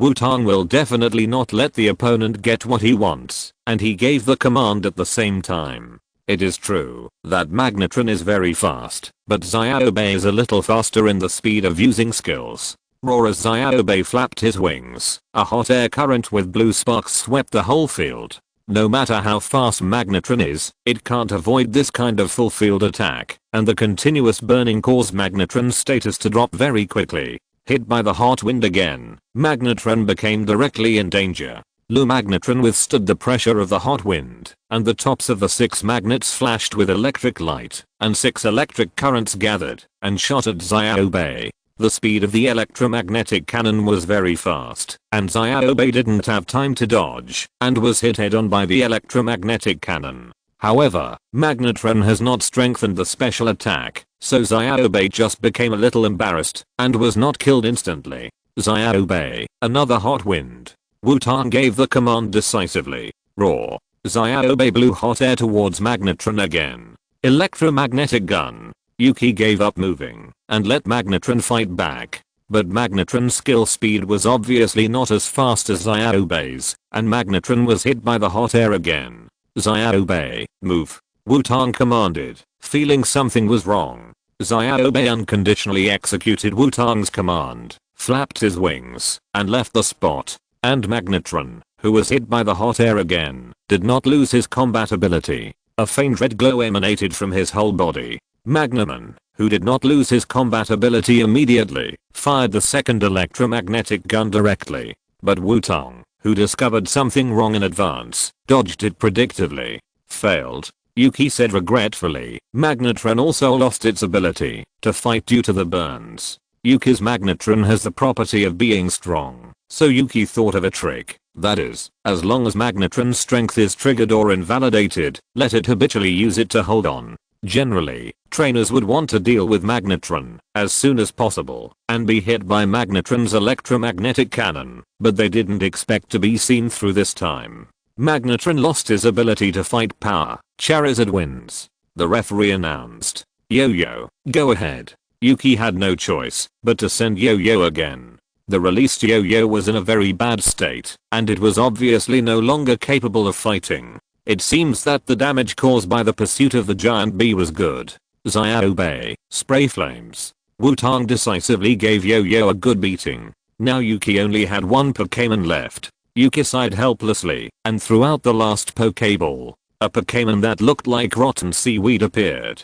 It turned out to be another Pokémon from other regions, but compared with the Iron Ninja, Lalaralgi didn't look very strong. But out of respect and caution for the opponent, Wutong still let Xiaobe go all out, and Lalaralgi soon lost its ability to fight. It seems that all the Pokémon that Yuki could be considered as combat capable have been defeated. Lalaralgi loses its ability to fight. The winner is Wutong. The referee announced. Wutong showed an excellent fight, and although Yaoki failed, she also showed everyone an excellent baton passing tactic. Let's give applause to both players, and congratulate Wutong for being the first to advance to the next round of the final tournament. The host said loudly. Chapter 369. After the host congratulated Wutong, Yaoki walked up to Wutong and took the initiative to extend her hand. Sure enough, the champion is the champion. My strongest tactics were destroyed terribly, Yaoki said. Thank you for the compliment. You are already very skilled in the baton tactics. I just relied on the gap and hard power to break it so easily. If your Pokémon is trained stronger, it will be difficult for me to win, Wutong said modestly. After all, Wutong also saw that this Yaoki is also a half new trainer. Sometimes the gap in hard power is difficult to make up with technology. Well, I will work harder to train my Pokémon and look forward to the next battle with you, Yaoki said. Me too. See you later, Wutong replied. After that, Yaoki left, and in order not to delay the next game, Wutong also left the venue as soon as possible. Back in the waiting room, Wutong saw Xiaoming sitting there alone, as if thinking about something. The first round of the decisive tournament, the 16-8 game, will be divided into 2 days. There are 4 games a day, and Xiaoming, who broke through Group E, should play the first game in the afternoon. Why is he in the player waiting room now? Xiaoming, why are you here alone? Wutong walked over and asked. Hey, boss. Congratulations, a beautiful victory. I just want to feel the atmosphere of the game in advance, so I come here for a while. Obviously Xiaoming ran here after watching Wutong's game. What's wrong? Are you under a lot of pressure? Wutong sat casually opposite Xiaoming and asked. Pressure? Maybe. After all, according to you, that guy named Kenta is also a very strong trainer, but I should be more excited than pressure, right? I won't lose this time, Xiaoming said with a smile. Seeing Xiaoming's smile, Wutong felt relieved. It seems that it is not only Xiaomao who puts pressure on Xiaozhi. He also puts a lot of pressure on these brothers, but it's good. There is motivation only when there is pressure. Then you have to defeat Kenta first, Wutong said. Don't worry, I'm the Beast Master Xiaoming. Xiaoming responded. Well, that's good. Let's go find Shinji and Xiaomao to continue watching the game, Wutong said. No, I want to stay here for a while. Xiaoming shook his head and refused. Wutong didn't say anything more, just said hello to Xiaoming and left. The second game in the morning was between Shingo and another unknown trainer. The strength of the two sides was not much different, but Shingo won with the advantage of information. However, judging from Shingo's current performance, there should be no chance for him to defeat himself. After all the morning games were over, Wutong and the other two went to have lunch together, but Xiaoming still did not show up. Wutong and the other two also tacitly did not go to find Xiaoming. After all, the next battle belonged to Xiaoming himself. All they had to do was to cheer Xiaoming well during the game. When Xiaoming's game was about to start in the afternoon, Wutong and the other two also returned to the Silver Stadium. However, this time the three did not choose to sit in the audience, but came to the seat behind Xiaoming as a group of relatives and friends. Seeing the appearance of Wutong and the other two, Xiaoming was stunned at first, then smiled and took out the whip that had been with him for a long time. Today, let the guy on the opposite side know what the beast Xiaoming is. Wutong also took out a bunch of cheering things from his bag, including colored balls, horns, spoons, cheering sticks, and even a LED light board with the words Xiaoming will win. God knows when Wutong prepared these things. Come on, choose one. Wutong said. Xiaomei and Shinji were stunned. Are you kidding me? Xiaomei wanted to refuse, but then he saw a hand reaching out from the side and taking away a cheering stick. Huh? Question mark? What's going on? Are you going to have a seizure with him? Xiaomei looked at Shinji in disbelief. It's just cheering for a friend, Xiaoming. If you can't win, just swim back by yourself. Shinji responded to Xiaomei's eyes and shouted at Xiaoming. Yeah, it's just cheering for a friend. Xiaoming, if you lose again, you will be the first one to be eliminated. Xiaomei also picked up a cheering stick and shouted at Xiaoming. TSK, there are so many useful things. Xiaoming, come on. If you lose, I will take you out of the tea. Wutong decisively raised the lead sign that said Xiaoming will win and shouted loudly. Xiaoming, who was full of energy, became depressed after hearing the support from his good brothers behind him. Are these bastards here to cheer him up or to piss him off? What do you mean he can just swim back if he loses? Can't he just walk? No, he can't lose. He can't be the first to be eliminated this time. Also, what do you mean by being removed from the tea party? Has their night tea party become some kind of organization? Xiaoming was madly complaining in his heart, but he couldn't help laughing immediately. It was annoying, but this is who they are. They must not lose this game no matter what. Just when Xiaoming regained his fighting spirit, there was a cheer from behind Kenta. A man and a woman were holding a bouquet and dancing awkwardly to cheer for Kenta. These two people were Kenta's friends since childhood, Marina and Junichi. Seeing Kenta blushing and wishing he could find a crack in the ground to crawl into, Xiaoming was relieved all of a sudden. It was obvious that the opponent was playing more awkwardly. Xiaoming's eyes turned from full of hostility to a little sympathy when he looked at Kenta. Chapter 370. The battle was a battle, but the two sides had to fight. As usual, the venue for the battle was decided first. After the roulette wheel randomly selected, the venue was determined to be a rocky venue. It seems that the goddess of luck chose Xiaoming this time. After the venue was determined, the roulette wheel that determined the order of first attack also began to rotate, and Kenta got the first attack qualification. Go Beedrill.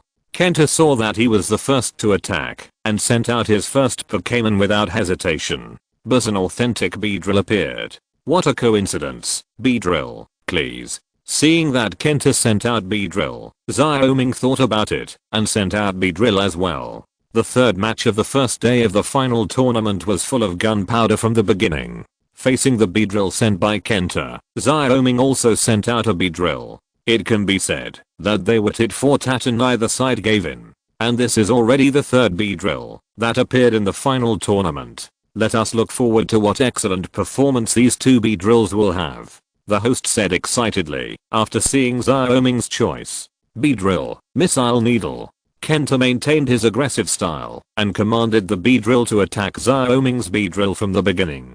Buzz Kenta's Beedrill raised the double needles and shot a burst of energy needles at Xiaoming's Beedrill. Gather energy, sword dance. Xiaoming commanded. Buzz Xiaoming's Beedrill took a deep breath and then began to rotate on the spot, and the energy airflow it brought directly blocked the missile needles shot by Kenta's Beedrill. Beedrill, high speed movement, double needles. Kenta saw that the missile needle was blocked, and directly changed his attack method. Buzz Kenta's Beedrill rushed towards Xiaoming's Beedrill with a shadow, and without any hesitation, rushed down from the top of Xiaoming's Beedrill. The two needles flashed with cold light, and stabbed Xiaoming's Beedrill from the sky. Xiaoming directly swung the whip in his hand, making a crisp sound.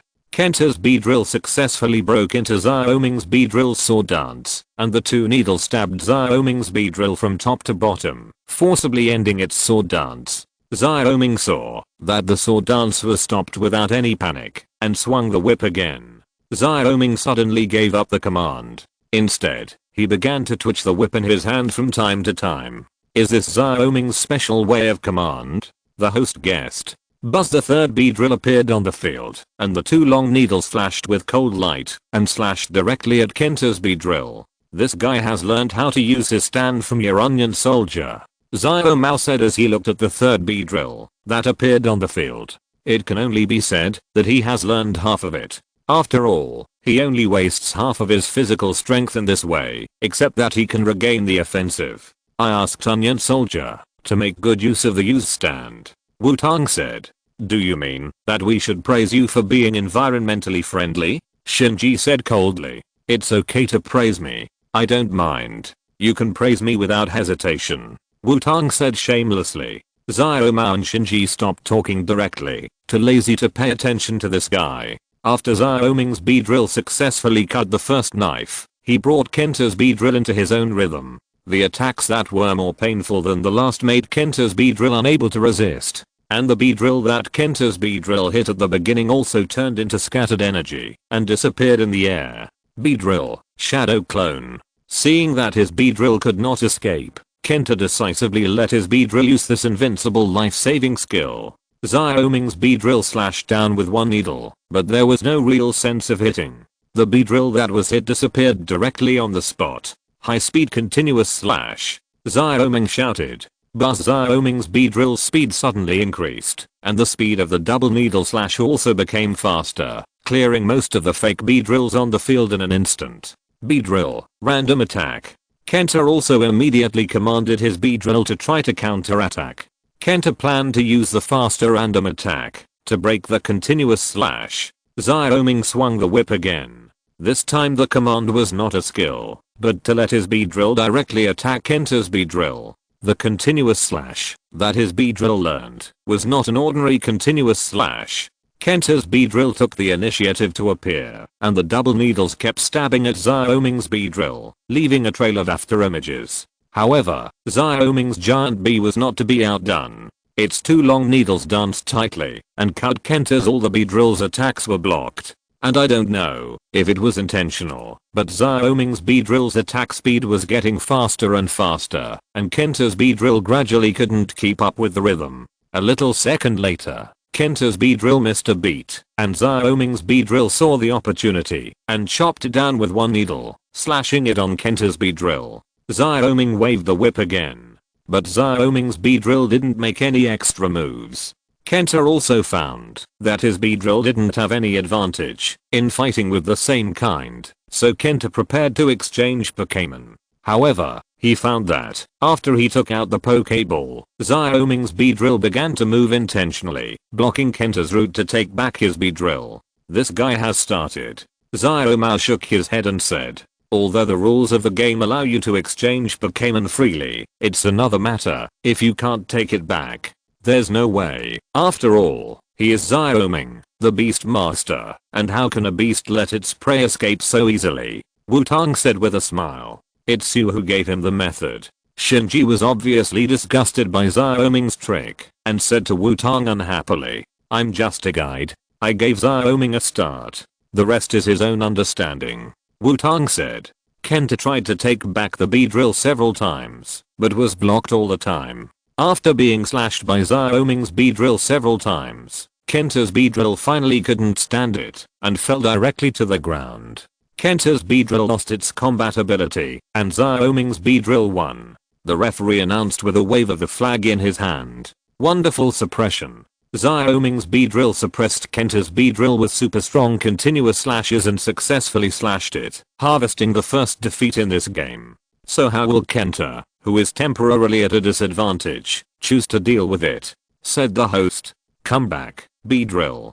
Kenta finally succeeded in taking back the Beedrill, but it was too late. Xiaoming's Beedrill returned to Xiaoming, and its constantly rising and falling abdomen showed that Xiaoming's Beedrill had consumed a lot of energy from the beginning to the end.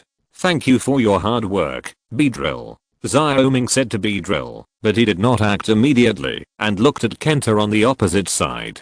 He did deliberately choose the same Pokémon as Kenta, and he also exposed all his cards at the beginning, in order to win a crushing victory. Because of Kenta's fighting style, as long as he could suppress him at the beginning, and prevent him from showing momentum, he would have won 1/3 of the battle. But it was not enough, he had to continue to put pressure on him, oppressing Kenta to the point that he was upset, and turned into a real reckless man.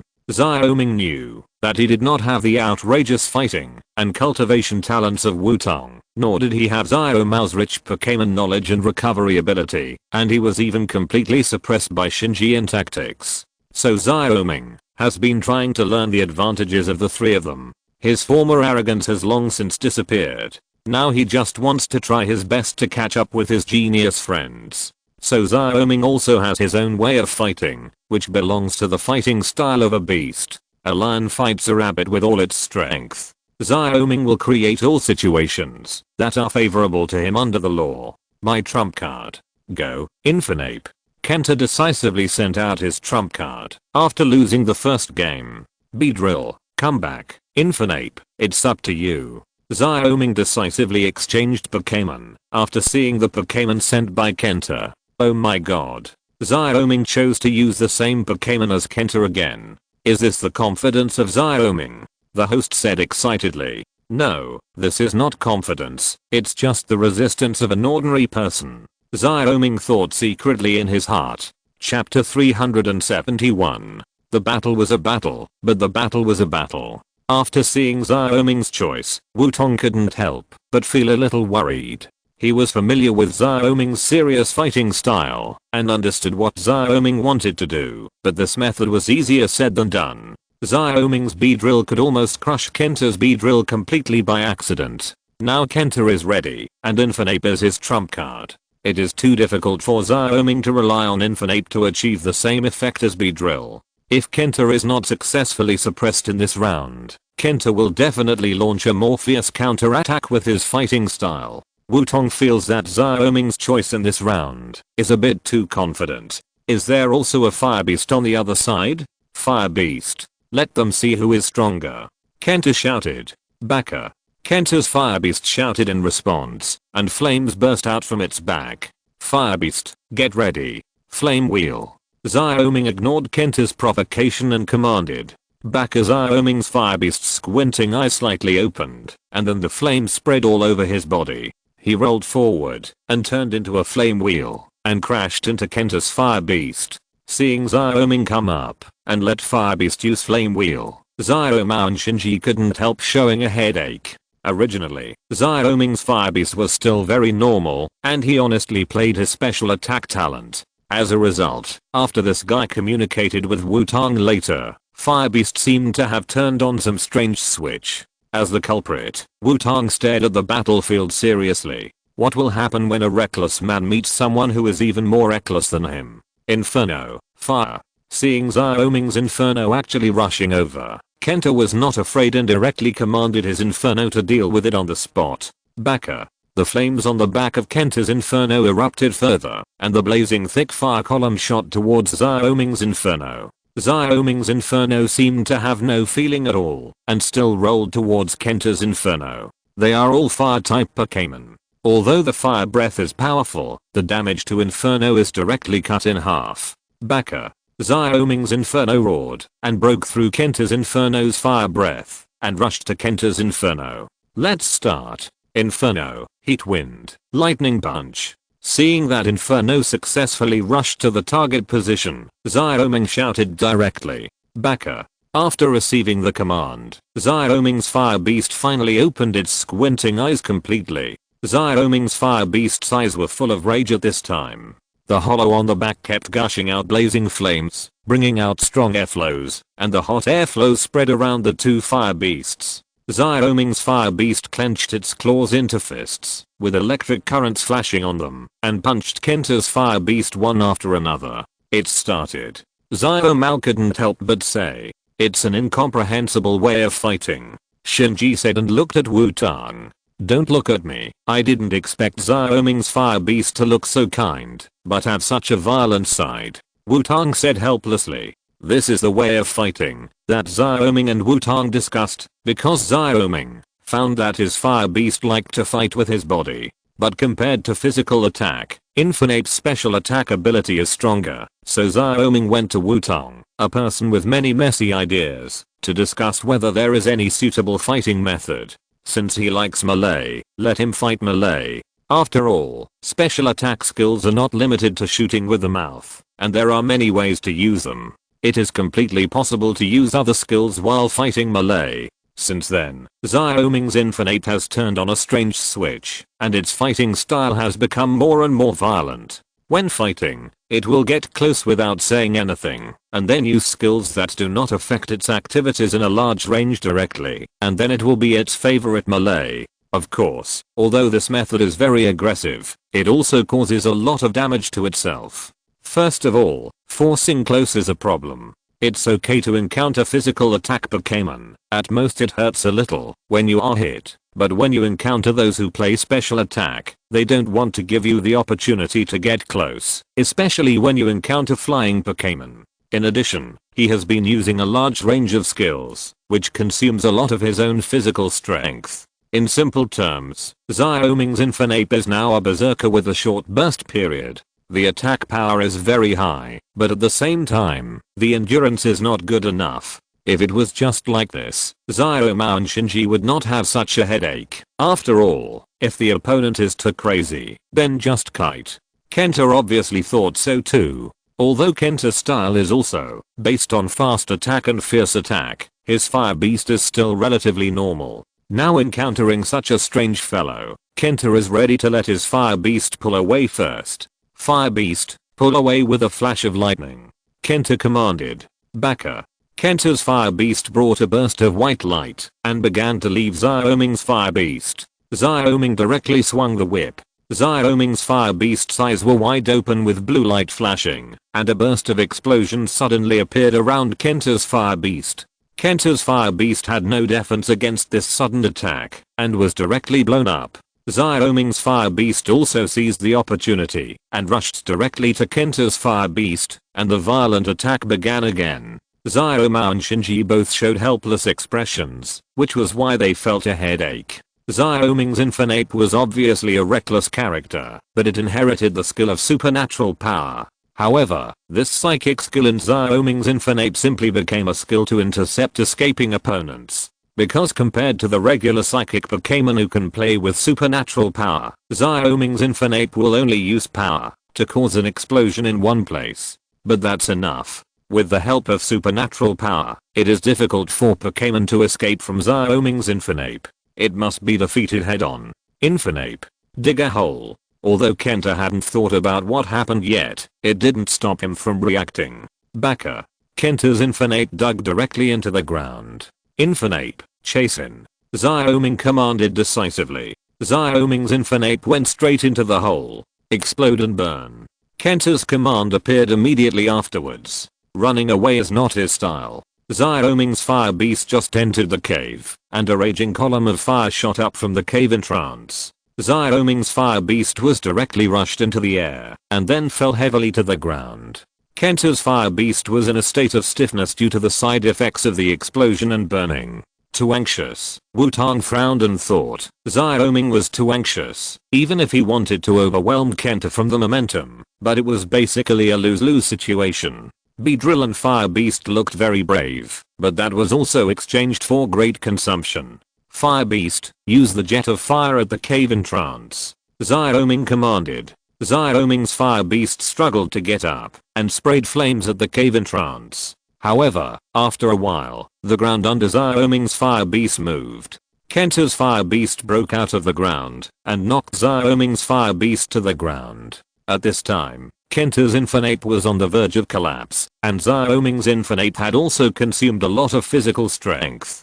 Infernape, explode and burn. X to the field was instantly covered in a sea of fire, and after the flames disappeared, the two fell to the ground at the same time. Xiaoming's goal failed. If you're listening to this novel on a channel other than Fanfic World, it means they downloaded and uploaded it without effort. We cordially invite you to visit our channel, Mundo Fanfic Novelos. There you'll find the original version of this story and you can explore many other novels of various genres. We're waiting for you to immerse yourself in a world of incredible novels. Chapter 372. The two of them fell to the ground at the same time. Seeing the two fire beasts fall to the ground at the same time, Xiaoming couldn't help but sigh. Did he fail? In that case, let's fight with hard power. Xiaoming clenched the whip in his hand and looked at Kenta with a firm gaze. Come back, fire beast. Kenta took back his trump card and lowered his head for a long time without speaking. The referee did not interrupt the temporary silence on the field because the two people had been attacking at a fast pace from the beginning. Not only the crowd, but even the referee himself has been hanging a heart, so now the temporary peace of the two people is also directly acquiesced. This is also a referee's control over the game. Another wonderful confrontation.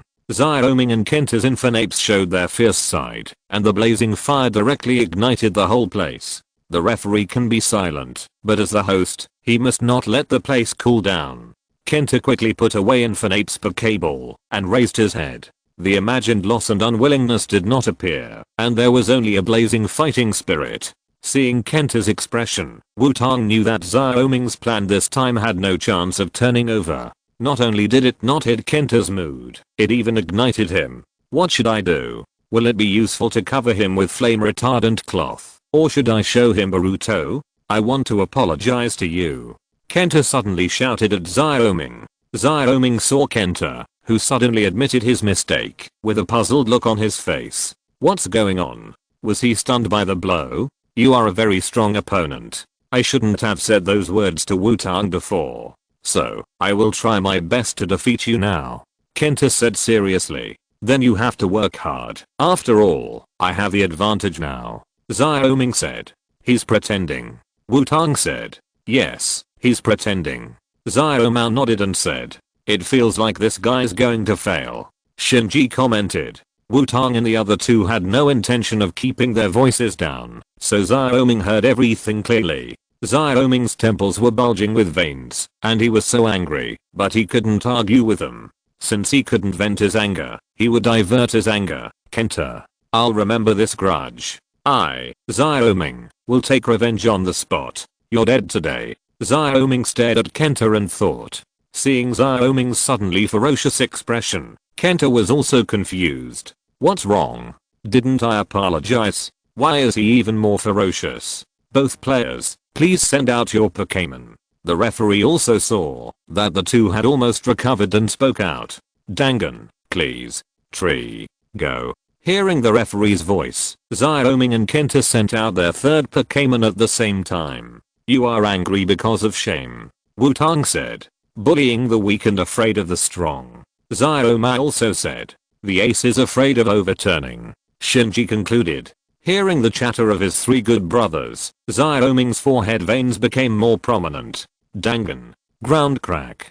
Xiaoming shouted directly. Upon hearing Xiaoming's command, the Sandshrew jumped directly to the nonsense tree, then turned its body, headed down, stretched out its claws and spun like a gyroscope and hit the ground. A crack appeared on the ground instantly. It is worthy of being a ground type Pokémon, and they are all field destroyers. As soon as the Sandshrew appeared, it made a big crack on the ground. The crack extended all the way to the tree. Tree, hold on.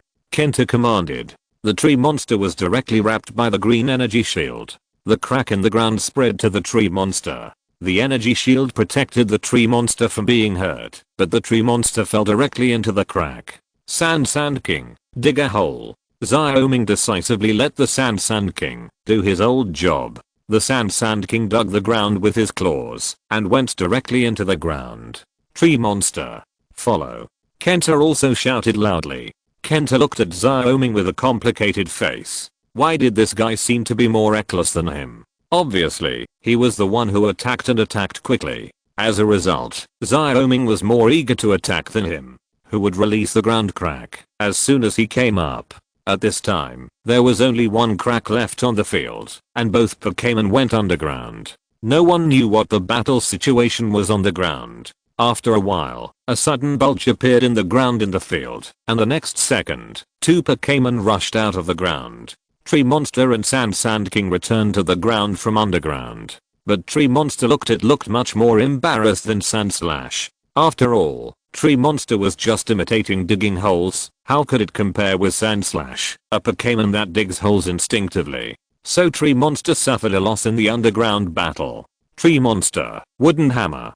Kenta was not discouraged by Tree Monster's loss underground. After all, he just wanted Tree Monster to return to the ground. As long as it was not directly beaten underground to lose its fighting ability, it would be fine. So after Tree Monster returned to the ground, Kenta decisively commanded Tree Monster to fight back. The green energy wrapped around Tree Monster's body to form a wooden hammer, and then Tree Monster rushed towards Sandslash with an indomitable momentum. Sandslash. Shadow Clone. Xiaoming commanded. Sandslash's body flashed, and it split into more than a dozen clones to directly avoid Tree Monster's attack. Tree, give it another hammer. Kenta didn't want to give Sandslash a chance to rest. With a hard head, Sandslash wasn't afraid of the hammer's counterattack, and kept bumping around in the field. Sandslash, dig a hole. Xiaoming commanded. The Sandslash on the field started digging holes at the same time, and the fake clone disappeared directly after hitting the ground. The real Sandslash went underground again, and then suddenly broke out of the ground next to the tree to attack the tree. Tree, hammer again and again. Kenta commanded with determination. In order not to be hit by the hammer, Sandslash kept shuttling between the ground and underground. There were holes in the field. Tree, block all the holes with falling rocks. Kenta shouted. The tree immediately waved its two branch-like arms, and rocks began to fall from the sky, blocking the holes in the field. Sandslash had no choice but to expand new holes. Tree, surprise attack. Kenta commanded at the right time. Sandslash failed to return to the ground this time, and was knocked out by Sandslash. It seems that Kenta has been waiting for an opportunity. It was knocked out, but that's enough. Sandslash, earthquake. Xiaoming commanded. After hearing Xiaoming's command, Sandslash stabilized and immediately slapped the ground with two claws. The ground immediately began to shake violently. Tree, hold on. Kenta chose to hold on again. However, the earthquake was just a trigger. Under the earthquake, the ground of the venue collapsed. Sandslash, who was holding on, fell directly into the pit. What is the demolition flow? This guy actually played it out? Wutong looked at the venue that had turned into a deep pit, and Sandslash, who was pressed under a pile of rocks, and his life or death was unknown. Chapter 373. The whole venue was in chaos. The completely destroyed rock venue and the big pit in the middle of the venue made the whole audience fall into silence again. Until the referee raised the flag in his hand and shouted, trees have lost their ability to fight. Sandslash wins. Kenta's three Pokémon lost their ability to fight first, and entered the halftime break. It's amazing. Xiaoming's Sandslash actually destroyed the entire venue. Now it's the halftime break. I hope Kenta can adjust his state to deal with the second half of the match. The host's voice came from the radio. Because the rock venue was completely destroyed, the halftime break was extended from 5 minutes to half an hour. And the initiator of the delay, Xiaoming, was called by President Damalanki to talk. After all, it was a tournament, not a life and death fight in the wild, so destroying the venue was fine. But this kind of fighting method was too dangerous, and it was a serious threat to both Pokémon and trainers. So Xiaoming's demolition tactics were directly banned. And Wutong was not surprised at all about this situation. Of course, if you demolish the house in the competition, who else would be banned? But Wutong did not expect that Xiaoming had such a high level of understanding in demolition. He needed to prepare in advance to make a big pit trap. Now it's good. Directly led Sanjru shuttle at high speed underground and came to a quick pit trap. Kenta still couldn't understand why a good fight became so dangerous. The battle was very intense, but it was completely different from what he thought it would be. Can this really be regarded as a serious Pokémon battle? Xiaoming was not ashamed, but proud of it. What's wrong with demolition? The first thing an excellent inventor should learn is how to dismantle and destroy. Isn't this just a proof of his talent? Half an hour later, the venue was repaired. After all, they had never experienced demolition before, so the Silver Stadium, where the Silver Conference was held, had no spare venues, so they had to rush to repair it. Fortunately, the technology in the Pokémon world was still very strong, and the repair was completed in half an hour. Back to the battlefield, Xiaoming and Kenta had different expressions. Xiaoming was smiling. After all, he still had 5 Pokémon. Although Beedrill had basically no combat power, it didn't affect its count. Kenta was serious, and this huge disadvantage did not make him panic, but instead stimulated his fighting spirit. Both players are ready. Please send out your Pokémon. The referee said. Sand King, go. Xiaoming had no choice. After all, he had to continue the battle in the first half, so Xiaoming send out Sand King directly. Mosquito Repellent Frog King, leave it to you. Kenta also sent out his 4th Pokémon. In the battle between Sand and Frog, Xiaoming was at a disadvantage in terms of attributes. However, Xiaoming was not going to exchange Pokémon directly. Sand still had something to do. He couldn't just exchange Pokémon when he saw the opponent's attribute advantage, right? There was no need to play that game. It would just depend on the two sides exchanging Pokémon. Sand Quicksand Hell. Xiaoming didn't rush to attack this time, but chose to control Frog first. Frog. Hypnosis. Kenta commanded decisively. Sand inserted its 2 claws into the ground, and 2 sand columns composed of dust rolled towards Frog. However, Frog had no intention of dodging. The tentacles on its head shook slightly, and blue light came out of its eyes. At the moment, when the sand column was about to roll Frog, Sand lowered its head. The sand column that lost control dissipated directly on the spot. Kenta's Frog King started with hypnosis and successfully hit the target. Sand fell into a deep sleep. What should Xiaoming do? Should he exchange Pokémon? The host said. However, Xiaoming had no intention of exchanging Pokémon. Hypnosis? His Sand had been hypnotized countless times. P.S. There will be many battles in this Silver Conference, and Benkue wants to write everyone's style. So I kept revising it, but I was still not satisfied. The battle part that was originally written quickly fell into an endless text jam. I found that the time was almost up while I was coding, so I could only post these first. Benkua's heart. I want to write many exciting battles. Ice Cube's hand. I'm ready. I'm ready to speed up my hand. Ice Cube's brain. Who am I? Where am I? How should I write? Question mark? What should I write in the next sentence? That's about it. CAC chapter 374. The enemy was in chaos, but the enemy was still alive. Seeing that Xiaoming did not take any action, Gianta did not hesitate and directly ordered the Frog King to attack. Frog King. Foam Ray. Facing Gianta's attack, Xiaoming clenched the whip in his hand and then swung it in the air with a loud snap. The Frog King spit out a ray of light surrounded by bubbles from his mouth and shot it at the Sandshrew. After hearing the sound of the whip, the Sandshrew, who was originally sleeping, suddenly moved, waved his claws, and drilled directly into the ground to avoid the Frog King's foam ray. Dig a hole? Not very lucky. Seeing the Sandshrew drilled into the ground, Xiaoming muttered to himself. After all, after falling asleep and going underground, it would be difficult to achieve any good results, even if you continue to use sleep talk. Xiaoming's Sand actually went underground while sleeping. It seems that Xiaoming's Sand should have the skill of sleep talk. The host analyzed. Can he actually sleep talk? In that case, Frog King. Rain. Kenta commanded. Frog King directly started to activate his own characteristics. Dark clouds gathered in the sky, and it started to rain the next second. Because Sand used sleep talk to go underground, Xiaoming became passive instead. He couldn't retract it, and it was difficult to control him if he continued to use sleep talk. Kenta on the opposite side looked like he was going to cause trouble again. Xiaoming suddenly felt a little uncomfortable, but there was no way. He had to use sleep talk. He couldn't just give up. Thinking of this, Xiaoming swung the whip again. After a loud whip sound, nothing happened.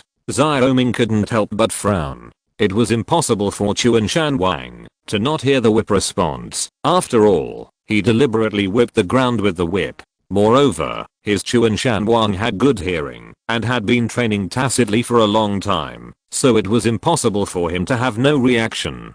Then there were only two possibilities, that is, Chuanshan Wang used digging again because of his sleep talk, or Chuanshan Wang used a skill that increased his status. Anyway, no matter which possibility it was, the situation began to become unfavorable to Xiaoming. Mosquito Frog King. Use water cannons at the entrance of the cave. Kenta seized the opportunity to command. Mosquito Frog King obediently came to the entrance of the cave and started to release water at the entrance of the cave. Seeing Kenta's choice, Xiaoming felt even more uncomfortable. It was a pitfall. Chuanshan Wang. Sleep talk. There was no other way. At this time, he could only hope that his voice would make Chuanshan Wang perform better. This time, there was finally a reaction, and the ground began to feel a tremor. Fuck, no way. Xiaoming couldn't help but burst out with swear words. Mosquito Frog King, jump up and use water cannons on the ground.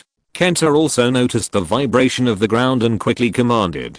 After the Mosquito Frog King felt the shaking of his body, he immediately jumped up obediently before he suffered more damage, and then shot a stream of water at the ground to slow down his falling speed. After the earthquake covered the entire venue, the rock venue that had just been repaired cracked again. However, perhaps because the Sandshrew did not dig many holes underground this time, the rock venue did not collapse. There were only two very obvious cracks in the ground. The instigator Sandshrew had lost consciousness and was trapped in the cracks in the ground. Xiaoming's luck. Wutong shook his head and said, "It should be, because he did something bad recently." Xiaomeo said helplessly, "This should be the first Pokémon that lost its combat ability due to its own earthquake." Shinji said incisively, "The Sandruff has lost its ability to fight. The Frog King wins." The referee announced, after seeing Xiaoming take back the Sandruff that had lost its ability to fight. Chapter 375. After the battle, the two sides finally met. It seems that the goddess of victory is not on my side this time. Xiaoming said helplessly, imitating Xiaomao's tone. There is no way. Dream talking is a skill that relies on luck, and it is obvious that his luck is very bad this time. Regarding Xiaoming's imitation, Xiaomao said that the imitation was very poor, and he could not give points as a judge. Although the process is very dramatic, but contestant Kenta has made a comeback. The result of this battle is even more exciting, said the host. Sometimes luck is also a part of strength. Come on. I won't lose, Kenta said seriously. Originally, Kenta planned to rely on rain and water cannons to flush out the Chuanshan King. Who would have thought that the Chuanshan King committed suicide? But it doesn't matter. For Kenta, the most important thing now is to equalize the situation first, and then defeat the guy in front of him. Then you will be disappointed. The final winner must be me. Go. Mosquito-scented swimmer. Xiaoming said and sent out his fourth Pokémon. The muscular mosquito-scented swimmer appeared in the venue. These two guys had surprisingly similar preferences for Pokémon. Wutong said. That's right. 4 Pokémon appeared on each side, repeating half of them. Xiaomao said. There is also a Pokémon of the same origin. Those who lose should go back and practice well. Don't come out to embarrass themselves. Shinji said. The fourth Pokémon sent by Xiaoming turned out to be mosquito-scented swimmer. It seems that Xiaoming and Kenta are really destined opponents. The host also said loudly. At this time, it was still raining in the sky, and the two frogs looked at each other, waiting for their trainers to issue instructions. Mosquito-scented swimmer. Fitness. Xiaoming commanded steadily. Mosquito Frog King. Do it again. Kenta commanded as if he had predicted Xiaoming's choice. YOLO. Mosquito Frog Warrior's muscles bulged all over his body, and he kept posing in various postures to show his muscles. YOLO. Mosquito Frog King jumped on the spot and flapped his claws continuously, as if he had seen some wonderful performance. Mosquito Frog Warrior couldn't help but perform continuous demonstration movements under the enthusiastic support of Mosquito Frog King. Mosquito Frog Warrior. Move. Xiaoming shouted hurriedly. Since the continuous bodybuilding was broken, he couldn't bodybuilding on the spot. YOLO. Mosquito Frog Warrior immediately started running in the field, and he didn't forget to continue bodybuilding while running. It's just that Mosquito Frog Warrior's running speed was unexpectedly fast. Mosquito Frog King. Mud shooting. Kenta certainly wouldn't miss this opportunity and commanded Mosquito Frog King to attack. YOLO. Mosquito Frog King spit out pieces of mud from his mouth and shot them at Mosquito Frog Warrior. Although the Mosquito Frog was very fast, it was limited in speed when running while doing bodybuilding postures, and it had no flexibility at all. Kenta's Mosquito Frog King slightly predicted and shot and successfully hit the Mosquito Frog. The Mosquito Frog was directly hit by the mud and fell to the ground, and the Mosquito Frog's bodybuilding also stopped temporarily. Mosquito Frog King. Keep going. Mud shooting. Kenta continued to command. Yo. The Mosquito Frog King shot a piece of mud pellets again. Xiaoming swung the whip in his hand hard, and after hearing the sound of Xiaoming's whip, the Mosquito Frog suddenly opened his eyes and then jumped up with a carp. He dodged the Mosquito Frog King's mud shooting with a side turn, and then did a side chest muscle stretch on the spot. Of course, the Mosquito Frog King didn't get used to it and directly turned his head to change the trajectory, and the mud pellets shot at the Mosquito Frog again. The mosquito repellent swimmer once again came into close contact with the ground. Is the impact of the second attack not over yet? Mosquito repellent swimmer. Cheer up. Eye of the heart. Explosive fist. Xiaoming shouted. 2 rounds of mud shooting were not enough to make the mosquito repellent swimmer lose his combat ability. After getting rid of the impact of the mosquito repellent frog emperor, the mosquito repellent swimmer began to counterattack. With 4 consecutive bodybuilding blessings, the mosquito repellent swimmer can definitely defeat the mosquito repellent frog emperor at the fastest speed, as long as the attack hits. YOLO. The mosquito repellent swimmer stood up again and rushed towards the mosquito repellent frog emperor. Mosquito repellent frog emperor. Black fog. Kenta commanded. YOLO. The mosquito repellent frog emperor spewed out black fog from his mouth, and the black fog instantly spread throughout the field. Mosquito repellent swimmer. Avoid the black fog. Rush over. Xiaoming shouted. The mosquito repellent swimmer, who triggered the characteristics of leisurely swimming on rainy days, was very fast. The inconvenient bodybuilding interfered, and the flexibility of the mosquito swimmer was restored. The mosquito swimmer turned a big corner and bypassed the black fog, rushing towards the mosquito frog king. However, the mosquito frog king did not sit and wait to be beaten and rushed into his own black fog. The mosquito swimmer closed his eyes and punched into the black fog with all his strength. The next second, a green figure was knocked out of the black fog. The mosquito swimmer's heart eye plus explosion fist successfully hit the mosquito frog king. Just to attack the mosquito frog king, the mosquito swimmer also entered the black fog.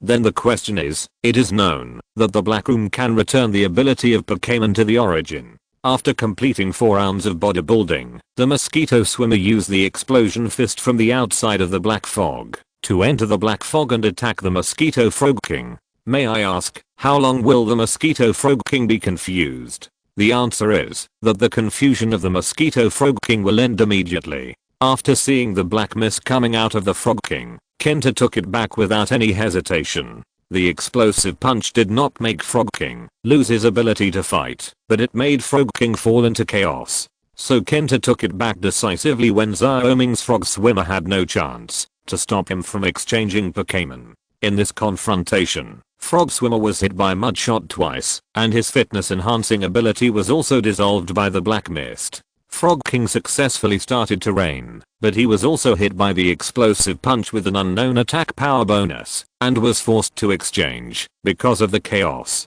It is difficult to say who has the upper hand between the two sides. Next, it depends on whether Kenta's next Pokémon can change the situation. End of this chapter. Thank you very much for reaching the end. Don't forget to like. Looking for more exclusive content and immediate access? Subscribe to our Patreon. Remember, every like subscription, or donation encourages us to continue. Thanks to everyone. See you in the next video.